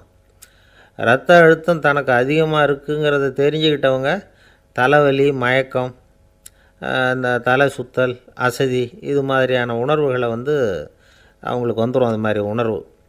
ஆனால் உண்மை என்ன தெரியுமா? இதெல்லாம் வந்து இரத்த அழுத்தத்தினால இல்லை, இரத்த அழுத்தம் கட்டுப்பாட்டுக்குள்ளே இருந்தால் கூட இவங்க இப்படி நினைக்கிறாங்களாம். இதுக்கு காரணம் மனசு தான் அப்படிங்கிறார் அவர். சில பேர் எப்படி தெரியுமா? ஒருத்தர் வந்து மாரடைப்பால் இறந்து போனார் அப்படின்னு கேள்விப்பட்டால் போதும், இறந்து போகிறதுக்கு காரணம் இதயம்தான் அப்படிங்கிற பீதியால், இதய தளர்ச்சி அப்படிங்கிற மனநோயால் பாதிக்கப்படுறார். இவங்கெல்லாம் அடிக்கடி தங்களுடைய இதய பகுதியை தொட்டு பார்த்துக்குவாங்க, நாடியை பிடிச்சி பார்த்துக்குவாங்க. அடிக்கடி மூச்சை உள்ளுக்கு இழுத்து வெளியில் விட்டு வலி வருதா அப்படின்னு பார்த்துக்கிட்டு இருப்பாங்க. வேறு எங்கேயாவது வலிச்சா கூட நெஞ்சை வலிக்குதா அப்படின்னு பார்ப்பாங்க. நெஞ்சு வலிக்குதுன்னு கூட சில பேர் சொல்ல ஆரம்பிச்சிருவாங்க. ஆஸ்மாவுக்கும் மனசுக்கும் சம்பந்தம் உண்டு. தீர்வு காண முடியாத மன போராட்டங்கள் எல்லாத்துக்கும் அடுத்தவங்களையே சார்ந்து இருக்கிற மனநிலை, இதெல்லாம் ஆஸ்மாவினுடைய தீவிரத்தை அதிகப்படுத்திடும். பயம், இது எப்படின்னா என்ன நடக்குமோங்கிற பதற்ற நிலை, அப்புறம் இந்த பயம் இதெல்லாம் சுவாசித்தலை அதிகரிக்க செய்யுது இல்லையா? இதனால் இரத்தத்தின் காரத்தன்மை அதிகமாகி நோயின் தீவிரமும் அதிகமாகுது. மன போராட்டம், மனக்கவலை, மன இறுக்கம் இதெல்லாம் தோல் வியாதியை தூண்டி விடுதான். இது மாதிரி இன்னும் எவ்வளவோ இருக்குது. அதனால் இன்றைக்கி நமக்கு தேவை என்னென்னா மன வலிமை, மலர்ந்த முகம். இது ரெண்டும் இருந்துட்டுதுன்னா பலவிதமான நோய்கள் நம்மக்கிட்ட நெருங்கி வராது. டாக்டர், என்ன நெருங்காமல் இருக்கிறதுக்கு நான் ஒரு காரியம் பண்ணுறேன் அப்படின்னார் ஒருத்தர். அவர் என்ன அர்த்தத்தில் சொன்னார்னா, டாக்டர் அவரை நெருங்காமல் இருக்கிறதுக்கு அவர் ஒரு காரியம் பண்ணுறாராம். நண்பர்கிட்ட சொன்னார். நண்பர் கேட்டார், அது என்ன காரியம் பண்ணுற அப்படின்னு கேட்டார். தினம் ஒரு ஆப்பிள் பழம் சாப்பிட்றேன்னார் அவர். ஏன்னா ஆங்கிலத்தில் ஒரு பழமொழி சொல்லுவாங்கள்ல, an apple a day keeps doctor away அப்படிம்பாங்க. ஒரு ஆப்பிள் பழம் சாப்பிட்டா டாக்டர் விலகியே இருப்பார், டாக்டர்கிட்ட போக வேண்டிய அவசியம் இருக்காது அப்படிங்கிறதுக்காக அந்த பழமொழி சொல்கிறது. என்னன்னா, யாருமே நெருங்காமல் இருக்கிறதுக்கு நான் ஒரு காரியம் பண்ணுறேன்னார் இன்னொருத்தர். டாக்டர் நெருங்காமல் இருக்கிறதுக்கு ஆப்பிள் பழம் சாப்பிட்றேன்னார் அவர். என்னை யாருமே நெருங்காமல் இருக்கிறதுக்கு நான் ஒரு காரியம் பண்ணுறேன்னார் இன்னொருத்தர். அது என்னன்னு கேட்டோம். தினம் ஒரு பூண்டு சாப்பிட்றேன்னார். ஏ கார்லிக் எ டே கீப்ஸ் எவ்ரிபடி அவே அப்படின்னு அதுக்கு ஒரு புது விளக்கமும் கொடுத்தார். காசி மாநகரத்தை பிரம்மதத்தன் அப்படிங்கிற ராஜா ஆட்சி பண்ணிட்டு வந்தார். அவர் ஒவ்வொரு வருஷமும் ஒரு திருவிழா நடத்துறது வழக்கம். எல்லா தேசத்திலிருந்தும் எல்லா வகையான ஜனங்களும் அதில் கலந்துக்குவாங்க. ஒரு சமயம் அது மாதிரி விழா நடந்துக்கிட்டு இருந்தது. வைகுண்டத்திலேருந்து தேவலோகத்திலேருந்து நிறைய தேவகுமாரர்கள்லாம் காசி நகருக்கு அப்போது வந்திருந்தாங்க. அதில் முக்கியமாக ஒரு 4 தேவகுமாரர்கள், அந்த 4 பேரையும் சுற்றி ஏகப்பட்ட கூட்டம். அப்படி என்ன விசேஷம் அவங்கக்கிட்ட அப்படின்னா, மற்றவங்கள விட அவங்க முகம் அழகாக இருந்ததா அப்படி பார்த்தா அப்படியும் இல்லை. அவங்க அணிஞ்சிருந்த மலர் மாலைகள் தான் அதுக்கு காரணமாக. அந்த மலர்கள்லேருந்து அப்படி ஒரு அபூர்வமான நறுமணம். இதுக்கு முன்னாடி இப்படி ஒரு நறுமணத்தை அந்த ஊர் ஜனங்க அனுபவிச்சதே இல்லை. அதுதான் அந்த 4 பேரையும் சுற்றி கூட்டம். எல்லோரும் கேள்வி கேட்க ஆரம்பித்தாங்க. உடனே அந்த 4 தேவகுமாரர்களும் எல்லாருக்கும் தெரியும்படியாக வானத்தில் எழும்பி கொஞ்சம் உயரமாக நின்றுக்கிட்டாங்க. கீழே நின்றுக்கிட்டு இருந்த அரசன்லேருந்து ஆண்டி வரைக்கும் ஒருத்தர் பாக்கி இல்லாமல் ஒரே குரலில் எல்லாரும் அவங்கள பார்த்து, எங்களுக்கும் இது மாதிரி மாலையை போட்டுக்கணும்னு ஆசையாக இருக்குது, அதுக்கு நீங்கள் தான் அருள் பண்ணணும் அப்படின்னு கேட்டுக்கிட்டாங்க. மாலை போட்டுக்கிறதுனா எல்லாருக்கும் ஆசையாக தானே இருக்கும். அந்த 4 தேவகுமாரர்களில் ஒருத்தர் புத்தர் பிரான். அவர் சொன்னார், பூலோகவாசிகளே, நான் சொல்கிறத கொஞ்சம் பொறுமையாக கேளுங்க. கக்காரு அப்படிங்கிற கற்பக விருட்சத்தின் மலர்களால் தொடுக்கப்பட்டது இந்த மாலை. இதுக்கு நிறைய சக்தி உண்டு. எந்த காலமும் இது வாடாது, வாசனையும் குறையாது. ஆனால் இதை அணிந்து கொள்கிறதுக்கு சில தகுதிகள் தேவை அப்படின்னார். என்ன தகுதி அது சொல்லுங்களேன் அப்படின்னு ஏக காலத்தில் எல்லாரும் சத்தம் போட்டாங்க. தீய இயல்புகள் உள்ளவங்க, இழிந்த சிந்தனை, இழிந்த செயல் உள்ளவங்க இந்த மாலையை அணிய முடியாது அப்படின்னார். அவ்வளோதான். கூட்டத்தில் சத்தம் போட்டவங்கள்லாம் மெதுவாக அப்படி அடங்க ஆரம்பிச்சிட்டாங்க. இன்னொரு தேவகுமாரன் சொன்னார், அடுத்தவங்க பொருளை அபகரிக்காதவன், அடுத்தவங்களுக்கு கெடுதல் பண்ணக்கூடிய பொய் பேசாதவன், பேராசையினால் கெட்ட வழியில் பொருள் ஈட்ட நினைக்காதவன் இந்த மாலையை போட்டுக்கலாம் அப்படின்னார். கூட்டத்திலிருந்து யாரும் முன்னுக்கு வரல. ஒரே ஒரு ராஜகுரு மட்டும் கொஞ்சம் முன்னாடி வந்தார். பெரியவர், படித்தவர் அவர். எனக்கு தகுதி இருக்குது அந்த மாலையை போட்டுக்கிறதுக்கு அப்படின்னார். வேறு ஒன்றும் இல்லை, பொய் சொல்லியாவது அந்த மாலையை வாங்கிக்குவோமே அப்படின்னு முடிவு பண்ணிட்டார் அவர். அவ்வளோதான், மாலையை வாங்கிட்டார். அடுத்த தேவகுமாரன் பேசினார். யாருக்கு திடமான அறிவும் மனமும் இருக்குதோ, யாருக்கு நல்ல காரியங்களில் அசையாத ஈடுபாடு இருக்குதோ, நல்ல அரிய பொருள்களை தனியாக தான் மட்டும் அனுபவிக்க விரும்பாதவர் யாரோ அவர் முன்னாடி வந்து இந்த மாலையை வாங்கிக்கலாம் அப்படின்னார். அந்த தகுதியும் எனக்கு இருக்குன்னார் ராஜகுரு. மாலையை வாங்கி போட்டுக்கிட்டார். இன்னொரு ராஜகுமாரன் பேச ஆரம்பித்தார். அறநெறியில் செல்வம் சேர்க்கணும், ஆடம்பர பொருள்களுக்கு அடிமையாகக்கூடாது, வெற்றி அடைஞ்சாலும் கர்வம் வரக்கூடாது, அப்படிப்பட்டவங்க இந்த மாலையை போட்டுக்கலாம்னார். துணிஞ்சு பொய் சொல்லி அதையும் வாங்கி கழுத்தில் போட்டுக்கிட்டார் இந்த ராஜகுரு. இன்னொரு ராஜகுமாரன் சொன்னார், சான்றோர்களை நிந்திக்காதவங்க, புறம் பேசாதவங்க இந்த மாலையை போட்டுக்கலாம்னார். அதையும் வாங்கி போட்டுக்கிட்டார். திருவிழா முடிஞ்சுது, எல்லோரும் திரும்பி போயிட்டாங்க.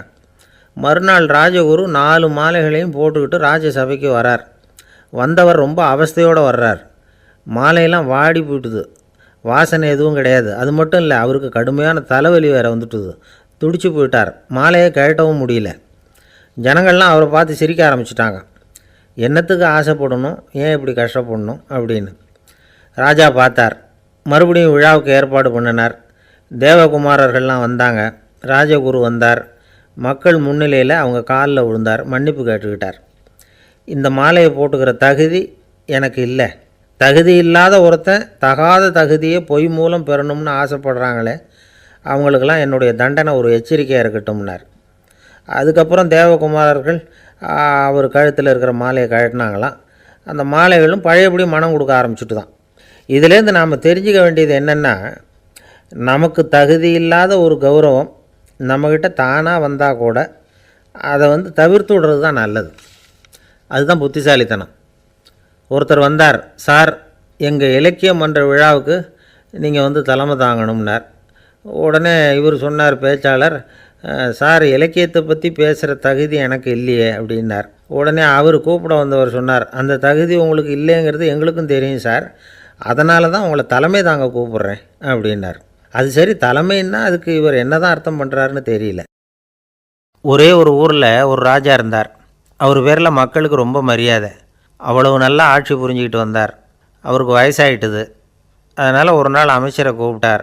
இதை பாருங்கள், எனக்கு வயசாகிட்டுது, அதனால் இந்த அரச பொறுப்பையெல்லாம் நீங்கள் ஏற்றுக்குங்க அப்படின்னார். அதுக்கப்புறம் ராணியை கூப்பிட்டார்.